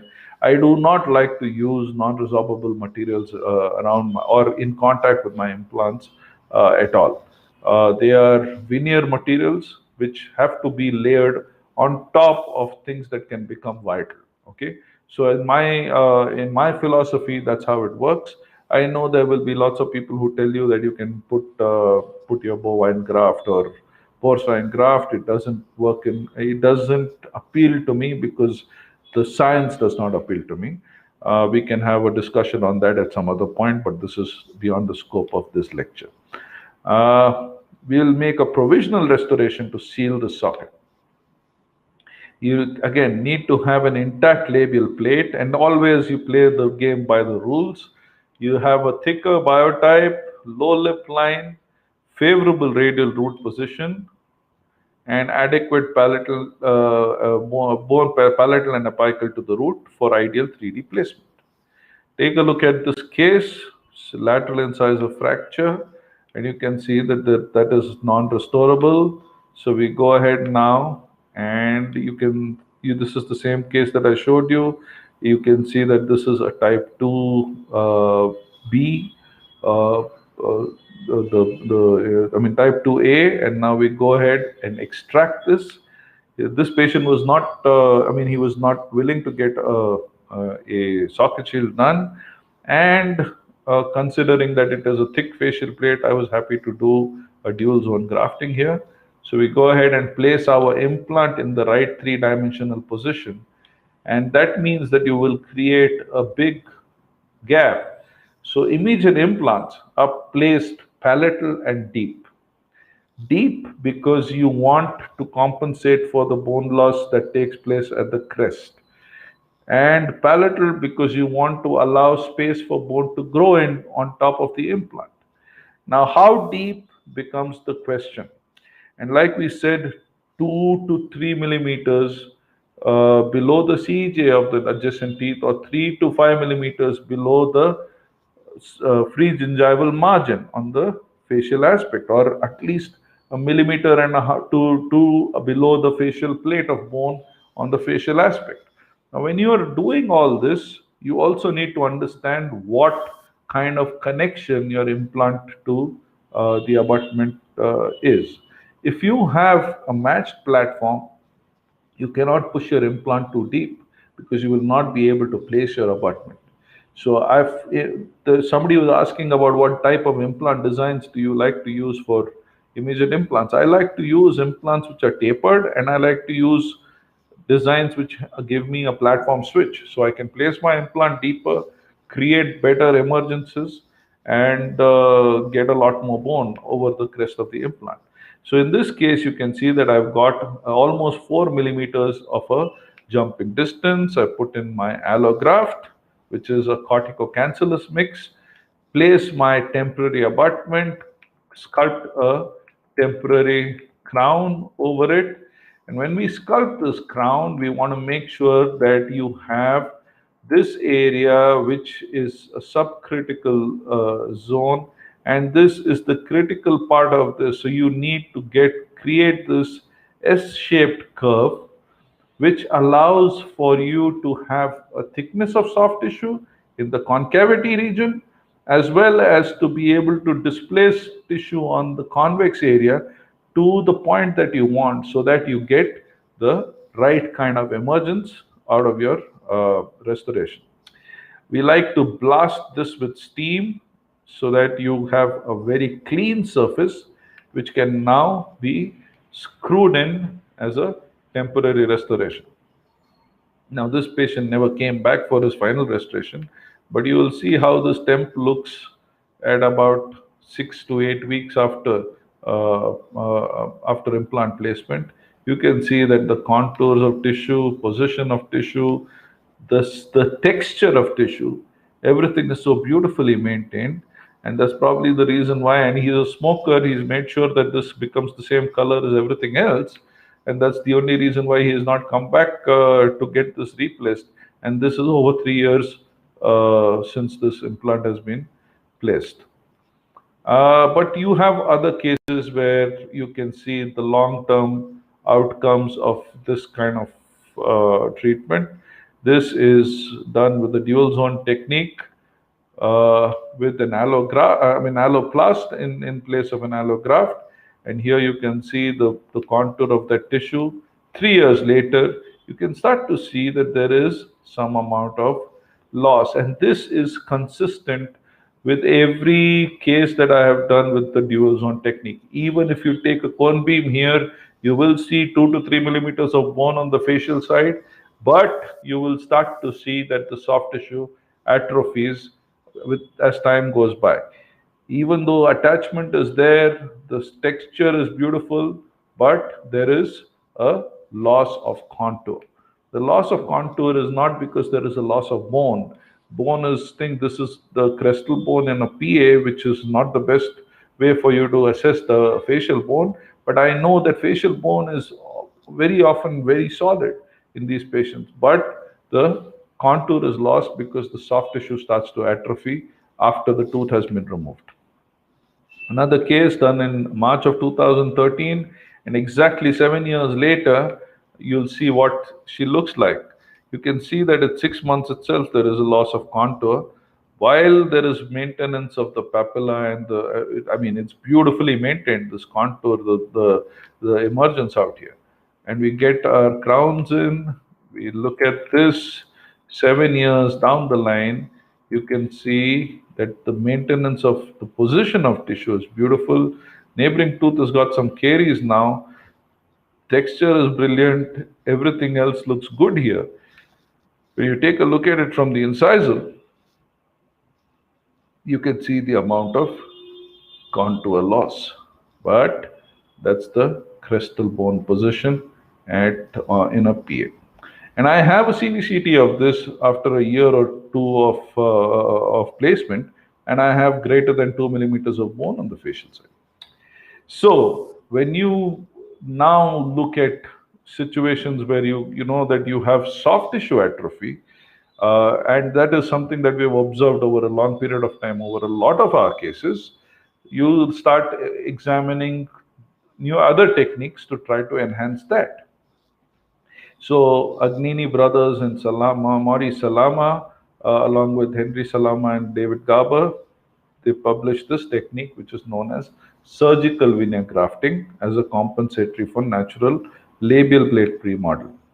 So in this situation, what we do is we do an extraction, clean up, place the implant, put your bone graft, very much like the dual zone technique, and then you take a piece of connective tissue. In this case, I wanted to submerge the implant, so we took a piece of connective tissue as well as an epithelialized, free gingival graft, and used it to both enhance the facial tissue contour as well as to cover the socket. So we made a tail of connective tissue which went into this facial pouch, and this went over the implant and the graft to seal that as a socket seal surgery almost. And this is an interesting photograph, because this is the same patient where we've done the dual zone and the surgical veneer grafting, and this is 2 years after. Maybe you can blame it on the angle of the photograph, but there is still not as much of a prominence as it is on the other canine. But what I would also like you to see is that this tooth had a socket shield done 4 years prior to this photograph being taken. At the same time, a socket shield was done on this, where I lost the implant, but I left the shield in place like a Glocker, and I came back and placed my implant, but at that time I took out the shield. And when I did that, I did a GBR around it. But can you see the amount of atrophy here that has taken place over 4 years? Right? So there is a lot of resorption and remodeling that takes place with GBR. Somehow we don't see that at all when we are doing socket shield, and I'll tell you why, what the rationale for that is as we go along. Apart from that, papillary levels are far better with the socket shield than with any other technique that we've employed out here. This is with surgical veneer grafting and dual zone. This is GBR and so on. Occasionally, when you come across cases like this where you already have a pre-existing recession as well as a thin biotype, it makes sense to enhance that biotype even if you're doing a socket shield. So I make my socket shield, I make a pouch out here, go to the tuberosity, take a piece of tissue and do a connective tissue graft to enhance the profile of tissue out here, just to be able to get the better contour out of this whole thing. Okay, so let's understand the concept of immediate dentoalveolar restoration. IDR is a technique that was described by Jose Carlos Monte Rosa from Brazil, where he does immediate implant placement in sites where there is missing bony walls. So you take a piece of cortex from the tuberosity, and this is tuberosity bone only, not bone from the ramus, not bone from somewhere else. It is tuberosity bone, which is specifically to be used for this particular purpose. That bone is soft enough, pliable enough, even the cortex, for you to be able to manipulate it into place and wedge it into place. Apart from that, you need to get some cancellous bone from the tuberosity to further stabilize this cortical plane. So let's take a look at this tooth marked for extraction. When you look at the radiograph, you'll understand why. So let's look at this. This has had its root canal. It has seen better days. It would have been a radial root position 2A, but it doesn't have a facial plate. So I don't even know what to classify this in terms of radial root position. But what I want you to understand is that there is ample bone up here to place an implant. There is no problem to place an implant. So let's see what happens. You get the tooth out and you do an extraction bone defect sounding. That's the external resorption that was taking place there. So you do the extraction defect sounding. And when you do that, I find that I have a vertical defect of 9 millimeters with a horizontal of about 3 millimeters towards the crest. But apically, it is a V-shaped defect, right? It goes like that. So when you know that, you now place your implant because you have the ability to place an implant in the bone that is available. And then you go to the tuberosity. I first take a tuberosity free gingival graft literally from the tuberosity. So this is the soft tissue graft from the tuberosity, which is deepithelialized to convert it into a connective tissue graft. And then with a chisel, I will take out a piece of cortex from the tuberosity. Now this tuberosity cortex is now shaped to fit the defect that we have. So it's 9 millimeters long and 3 to 4 millimeters wide, and then it is wedged into place without raising a flap, without doing anything, no screws, nothing. Though there are also cases I've done with screws. They are much more complex cases than this, but I'm not going to show you that here. But this is like, because it's beyond the scope of this. That is a single IDR lecture for all practical purposes. But this is what you need to do to be able to wedge it in such a manner that it goes and fits snugly into the V-shaped defect that you have. And then you pack in your cancellous bone, and that cancellous bone is actually now condensed into place. So when you condense this bone between the implant and the cortex, you're actually further stabilizing the cortex against the periosteum out here, and you'll find that nothing moves. So in this case, I had only 30 NCM, so I could not put a temporary restoration. There was a little talk about primary stability, etc. If you want to put an immediate restoration on an immediate implant, you need to have an insertion torque of 45 NCM, and you need to have an ISQ value, the combination of these two, insertion torque of 45 NCM and ISQ of 70, to be able to do an immediate load predictably. All right, having said that, we place our connective tissue and seal this thing, and we place a bonded bridge, and he comes back. This is what it looks like. Notice this big defect out here, right? Also notice how deep the implant is placed. This implant has a platform switch, so it allows me this ability to change or to create that emergence even after placing it deep. 4 months later, take a look at the texture of the tissue and the contours of the tissue. We've not lost anything, not a millimeter of soft tissue has been lost. And we now undo the bonded bridge and just expose the implant and check ISQ. ISQ in a situation like this, with where my original insertion torque was only 30 NCM, no facial plate, and the ISQ at this point is 78, which is quite phenomenal. So we make a temporary restoration, which is a screw retained crown, and then we allow this to shape up for another 6 weeks. Take a look at that defect which was there now, which is all filled up with bone around the implant. We go ahead and make our impressions, make the final restoration, and that is the emergence of this restoration. I mean, I think, I would kill to be able to get this for every case that I do, and that's what we work and aspire towards with every case that we do.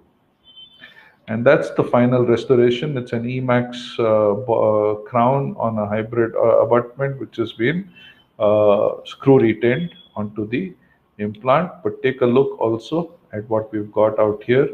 The neighboring tooth received a veneer at the same time. Okay, so let's try to understand why the facial plate has such an inconsistent fate and the reasons for this buccolingual collapse, despite the use of materials in the jump gap, and why it does not take place even after not grafting the jump gap. This case, thick facial plate, no collapse at all, right? And thin facial plate, even with the best non-resorbable materials, lot of collapse. So we know that we have a problem.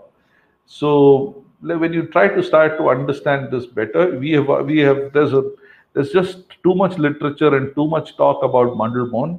But what is this? How does this work in terms of the periodontal ligament and its maintenance of soft tissue? So this is a video from my friend Snejana.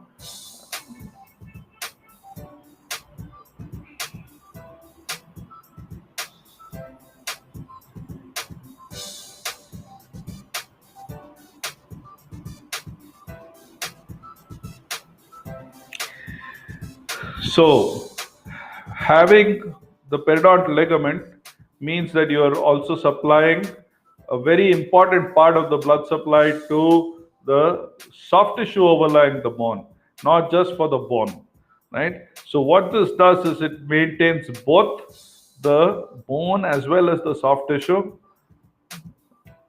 Around the implant, it's impossible for you to get, there is no blood supply here, right? So when you have this, it's cut off one source of the blood supply. When you have the socket shield, there is always this blood supply available to go to the facial plate and the facial soft tissue, and therefore, just to give you the graphic out here again, you have this periodontal vessel and this subperiosteal or the supraperiosteal plexus that you have out here, which means that there is a very significant part of the blood supply coming from the periodontium towards the marginal tissue. And that means that when you maintain a piece of root out here, you not only maintain this bone, you also maintain the soft tissue better. Okay, you prevent that from atrophying. So this brings us to the partial extraction therapies, which is a group of treatment uh, which include root submergence, the socket shield technique, the Glocker technique for ridge preservation, and the Pontic shield technique. This is a family of friends, I will call them. That's Maurice out there, Tarun, Ike Tawil, Chuck Schwimmer, Snejana, yours truly, Ihab, Javi, Imad, Marcelo, Nilesh. There's like people who are working on all the, and Henry back, Eddie is back there, Henry is back there. Is that Dr. Garber? So there's a group of people who are Hoge back here. All of them are working, towards understanding the biology of these partial extraction therapies in their own respective offices and spaces. And I think a lot of they've contributed immensely to the understanding out here. Two important people missing here are Uddat, Ali, and Sudhindra, of course. So having said that, we are now starting to once the dust is starting to settle, you're able to see what is beyond the dust, and that's the socket shield technique.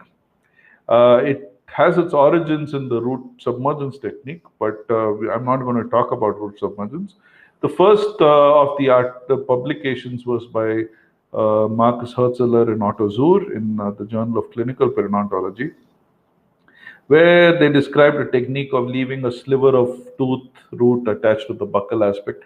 I'm not getting into details of their technique because they had a lot of other things going on. They used the implant surgical drills, they used endogain, they did a lot of things that were different from what we do these days. So I'm going to talk to you about what we do these days. We create a shield which has a length of 8 to 10 millimeters, has a thickness of about 1.5 millimeters. You want it to be 1.5 to 2 millimeters thick. You want an internal bevel at the coronal end and a coronal termination at the crest of the ridge with a jumping distance of 1.5 to 2 millimeters. I like to call this, but the term I use for this is biologic cheating, that the bone is fooled into believing that the root still exists. And that is because you have a viable periodontal ligament and undisturbed blood supply. And that keeps the root along with the marginal and attached tissue on the facial aspect vital.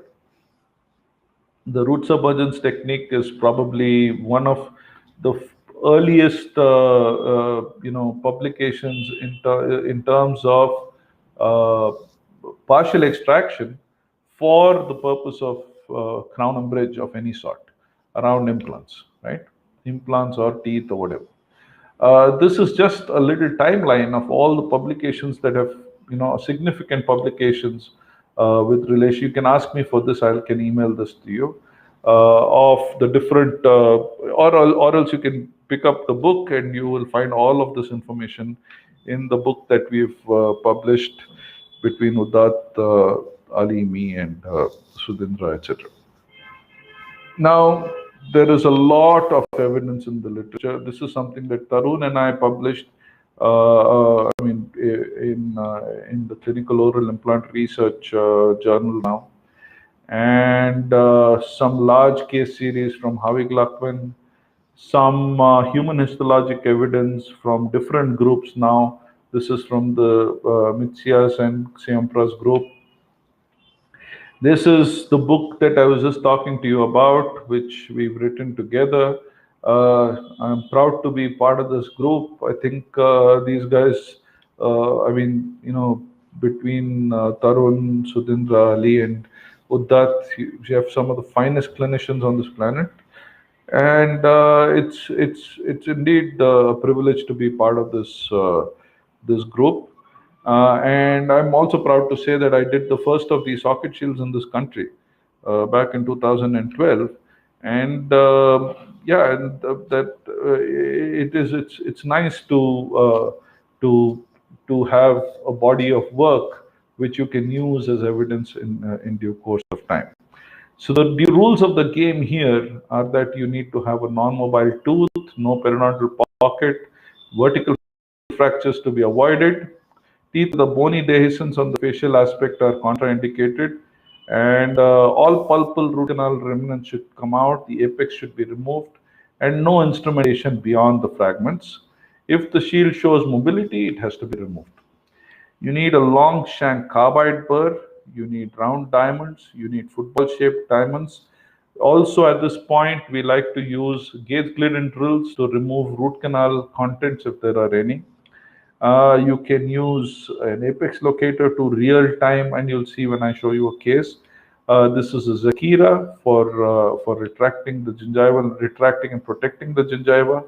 You have this PET kit that comes from Howie Gluckman. You have a great new kit from Howie Gluckman through Megagen.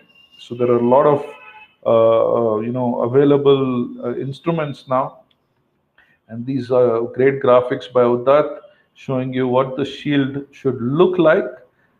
Thickness of 1.5 millimeters, create a gap of 1 to 2 millimeters or more. I like to keep at least 2 millimeters, and a bevel at the crest. Take a look at this case, non-restorable, with a little periapical here. So in this case, I'm showing you this case because I've used all elements possible to try to think. Roxanne, I think I'm running a little behind. Is that all right? Nupur? Sure, sir. I'm running a little late. If that's okay, I'll proceed. Yeah, I'll try to cut it as short as possible. Okay, sir. Yeah. So we go ahead now and take out that post, almost like a retreatment where we've placed calcium hydroxide for 3 weeks. And you'll see again here that the CBCT is with a cotton roll. So I can measure my soft tissue. You can see that it's a little thin sliver of bone out here. And I want you to remember this radiograph because you will see what happens to this almost a year later.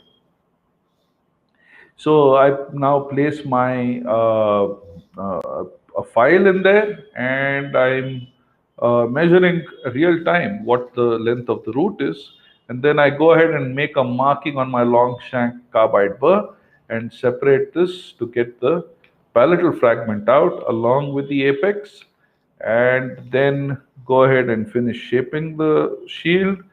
Place my implant. In this case, it's the central incisor, so towards the distopalatal aspect of the socket. The implant is placed. I get only 30 NCM of insertion torque. So that means that I need to submerge this. Now I've done all this to be able to maintain the soft tissue. And now if I go and make a flap out there, then I'm going to sacrifice everything that I had. So instead, I will do a rotated palatal pedicle and bring that around over this and close with some bone graft in there. And that's what it looks like immediately after closure. We've got the implant in place. We've got a provisional on, which is basically a bonded provisional. I changed that after 4 months or 5 months into a screw retain provisional on the implant directly. And that's what that looks like into a couple of months of healing after and that's the final restoration, which is fabricated by Mohit Suryavanshi in Kolhapur. Take a look at what we started with. Thin sliver of bone, and we've got the shield out here, implant in place, and you can see that that sliver of bone is at the same position. There has been absolutely no loss of dimension, almost a year post-operatively. A little over a year and a half of follow-up, and this is what this case looks like. Another one where you'll see a more extreme case, and I want you to understand that if you put your mind to it and you start using the skills that you have, we are good with our hands. We need to think. Now, it's a very thin facial plate with a fenestration at the apex. Now, I need to get that fenestration out, that I need to get the apex out. So to get to the apex, I use a different technique. I will not make a marginal incision. I will make what is known as an aesthetic buccal flap, get to the apex, do an apicectomy first. Once I've done the apicectomy, the purpose of this is also to look at whether you have facial plate covering the root or not. Because one of the rules of the game is that if you do not have a facial plate, you do not do the socket shield. So we've got facial plate and we've done the apicectomy. Now you can even observe your drill from up here as you cut through the root to take the palatal fragment out, finish shaping it, and now you make your osteotomy in the right place your implant, and you can visualize the apical portion. Now you can visualize the bone, the root, the implant. Go ahead and graft that and close up. You can make a provisional immediately. In this case, the radial root position was such that the screw axis is come out here. That doesn't make a difference. We will screw in a provisional, wait for this to heal, then go ahead and do our procedures to make a custom abutment, right? So we will customize our impression coping, get a custom abutment. In this case, this is a bio HPP, and we'll put a custom abutment with a margin which is just 0.5 mm subgingival, so that you can now bond your restoration on and not have to struggle with managing cement. This is the final restoration. This is what it, oh shoot, what did I do?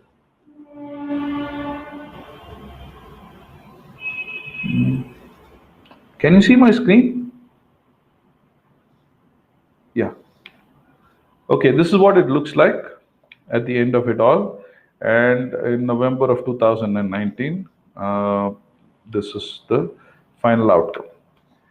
All right. You can get case after case after stunning case with, look at that, look at how this tissue is maintained. You know, you see this is what is maintaining this whole contour as it is. And that is the final outcome out here. As stunning as it can get, and you can get all these cases, adjacent implants, two premolars next to each other. There is no other way I know that I can achieve this result at the end of 1.5 years or 2 years of thing. This ceramics were done by Hayati of VIP Lab. And so let's look at a comparative between a socket shield and a dual zone. So this patient, we did a socket shield in 2013. And the neighboring tooth, he was not willing to do an extraction or anything at that point. He said, give me a crumb. So I went ahead and finished this.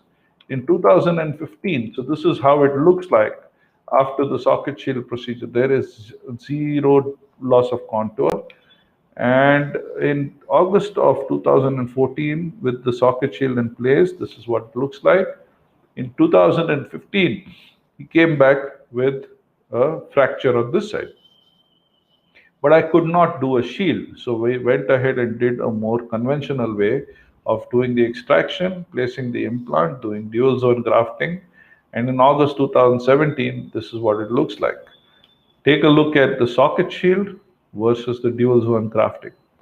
If you were to look at this in isolation, it's a good enough result.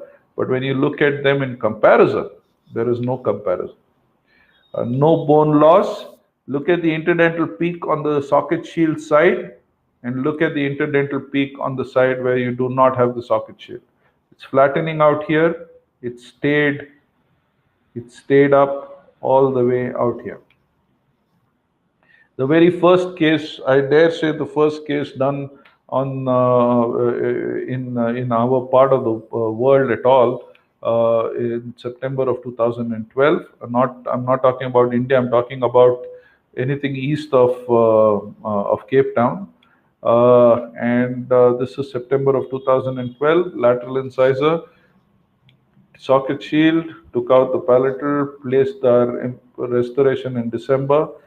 This is an old implant. It was placed more than 10 years before this patient came to me.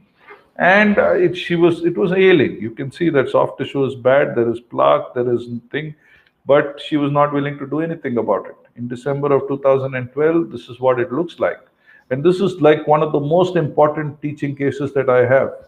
So this is the implant that was placed 10 years before. This is a case that I did in 2011, where I placed this implant and did GBR over it. This is the socket shield, and this is again dual zone with surgical veneer grafting done by Javi Glacon in 2015. So take a look at this. You can see the recession out there. Look at what is the reason for that recession. There is no bone. This implant has been placed at a point in time when we placed implants with the buccal tilt. And so it was placed in such a manner that there is no facial plate at all, and it's a large sized implant.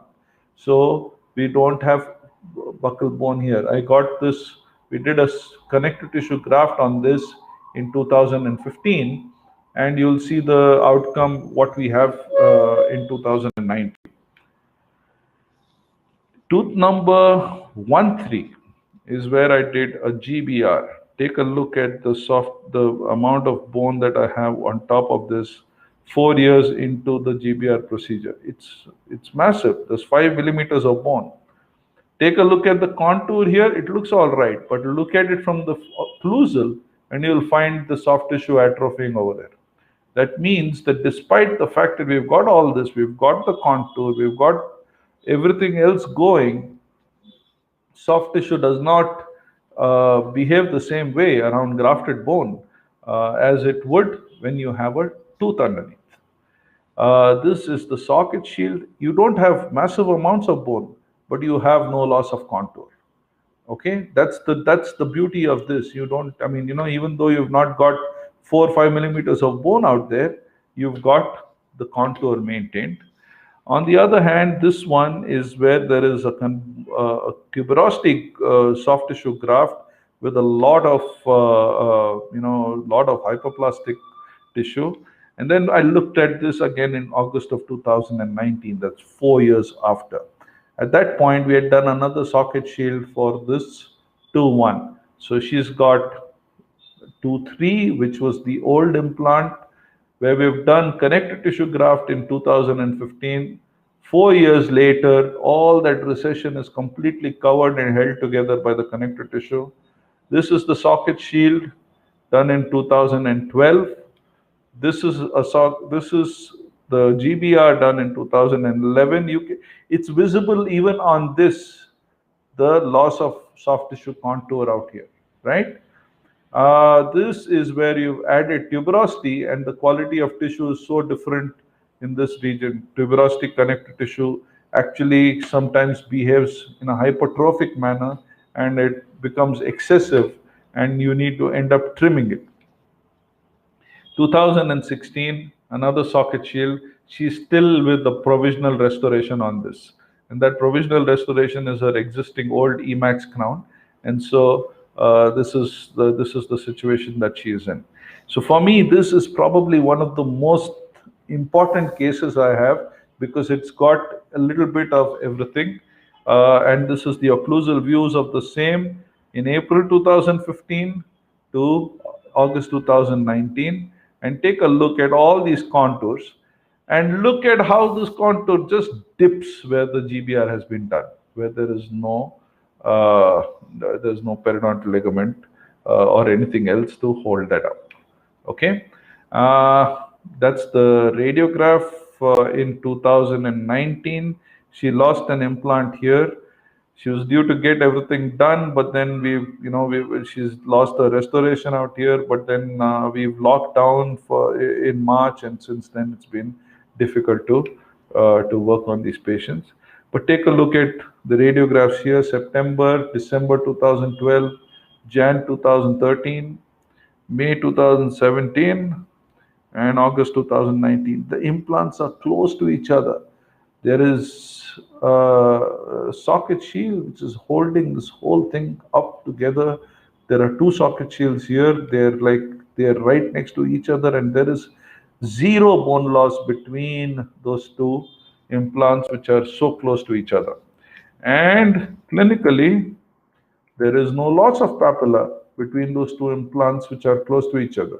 And if you remember, in the beginning, I told you about when you decide to place two implants, and when you think very hard about whether to place a lateral and a central adjacent to each other or not, you will look at a case like this and you'll say, if you have this, if you can maintain this, then there is no reason why you should not place two implants. And the way to maintain this is by maintaining that sliver of root out there.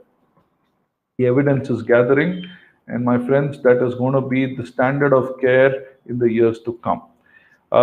In conclusion, and the clinical recommendations that I like to make out here, immediate implants are a very predictable approach for replacing teeth, which are indicated for extraction. You need to adequately diagnose, assess risk, and treatment plan to achieve success. For type 1 sockets with a thin facial plate, you can do dual zone grafting, surgical veneer grafting, but you will have variable predictability. In that, the socket shield technique is the most superior. Type 2 and 3 sockets are best treated as early placement. However, if you have to do an immediate placement, you could do surgical veneer grafting, or you could do this Myvan technique, which is basically an interpositional graft with a bone graft in there, so that you can go back and do a type 2 placement. And in type 3 sockets, you can do IDR with the Myvan or all of the above, provided the radial root position and all other parameters are favorable. And thank you very much once again. And I'm so sorry I've extended beyond it. It's not my way. I don't know. Today I think I'm out of touch.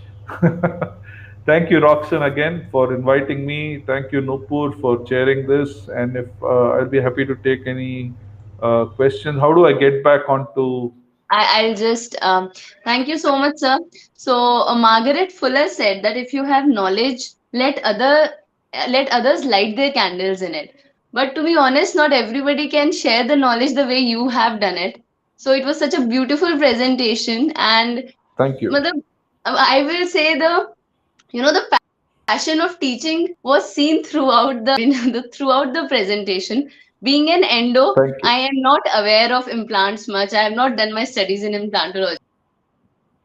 But yes, immediate implants is something, immediate implants state of that I am taking some pointers back. And I'm sure I'm going to about it and be curious about other cases, especially socket shield technique. That was my favorite because it was very conservative and all those things. Thank you so Right. much, sir. Thank It you. was Thank you. indeed a very and I think you have covered almost all the myths, all the pointers. You have explained it so beautifully that there are hardly any questions. But I'll just Good. mention there are two, three questions.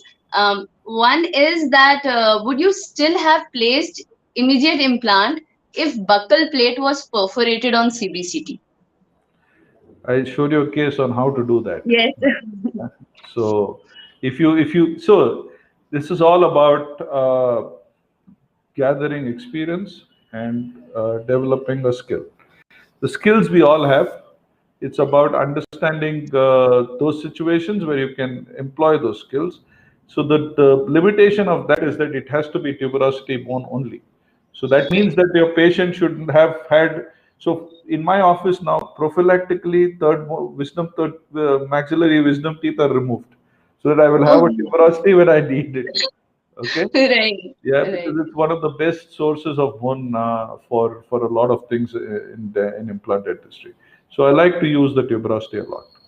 Okay. So another question, benefit of using LPRF.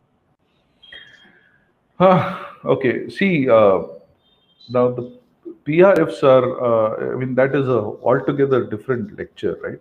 But Hmm. PRF, LPRF, or all the different terminologies that you have now of your LPRF is basically leukocyte-rich PRF. Now, Shukrun says that when you have those leukocytes, you have a lot more growth factors out there, and it helps to prevent infection and so on. Unfortunately, in my experience and in my view, uh, you know, uh, everybody is convinced about what they are doing as being the right way to do things. Okay, so you have different groups of people who are working with blood-borne biologics, and they like to believe that theirs is the right way and theirs are the better. So if you ask Nelson Pinto, he will tell you something else. Rick Myron will tell you something else. So each one of them will show you research to prove their point, right?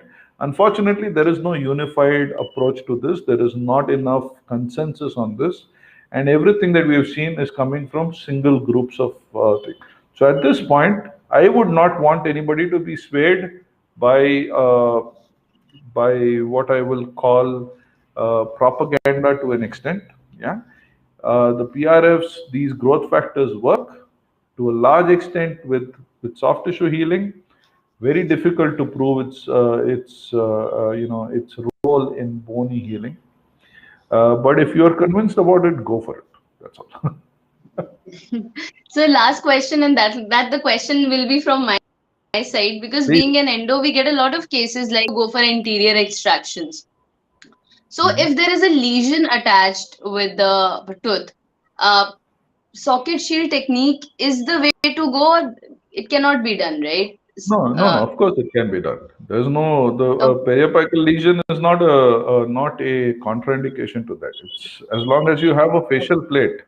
But if you saw that right, case with the fenestration, that had a right, lesion at the right. apex, right? Yes, So I did the apicectomy first, and I have several cases where I've done the apicectomy first for various reasons, for a dilaceration, for a periapical lesion, for various reasons. Do the apicectomy, go ahead and do the shield. It's perfectly viable option. Yeah. and so in the cases of external root resorption, if we know that facial external root, we have a doubt of facial external root resorption in those Then I cases. no no I don't. I mean, no socket shield there, because you know that Right. there is another process that's going on the external of the root. Even internal resorption, I'm not convinced that I can do a socket shield there. The Right. pathology of this is a giant cell lesion, and if you're going to if there is a possibility that you're leaving some behind, you don't know where it's going to extend the small lacuna into which those resorption bays go in, and that's not okay. All right. Right. So that was it, sir. Those were the questions, and thank you so much. I'm taking a lot back from this presentation. Thank you so much. It was an Thank honor you. to have you And together thank with you us. all for all those comments, and thank you very much for inviting me once again, Nupur. And I see Manu is here. Thank you again, Manu. Thank you, Roxanne. We'll be in touch. Cheers. Thank you. Thanks a lot. Have a Cheers. nice day. All right. Cheers. Good night. Good night. Good night. So that was Dr. TV Narayan with us, and I enjoyed that lecture.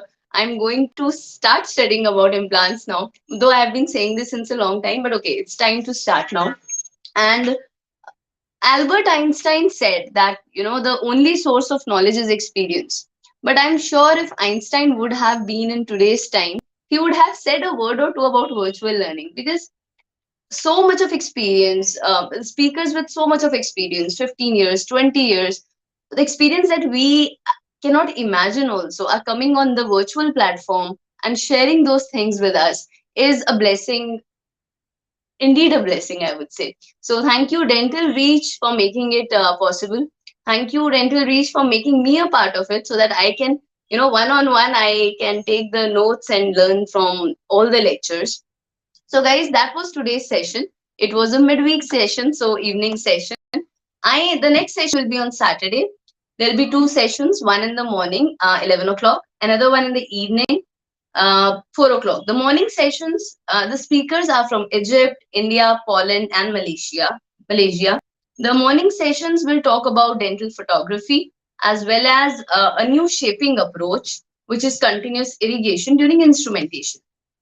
The evening session is a special session which is about endo irrigation, and I am looking forward to both the sessions because photography is something, mixture of passion as well as the need of the hour, especially when you are presenting those cases, you are doing all those things. Dental photography is something that makes your work look take it to another level.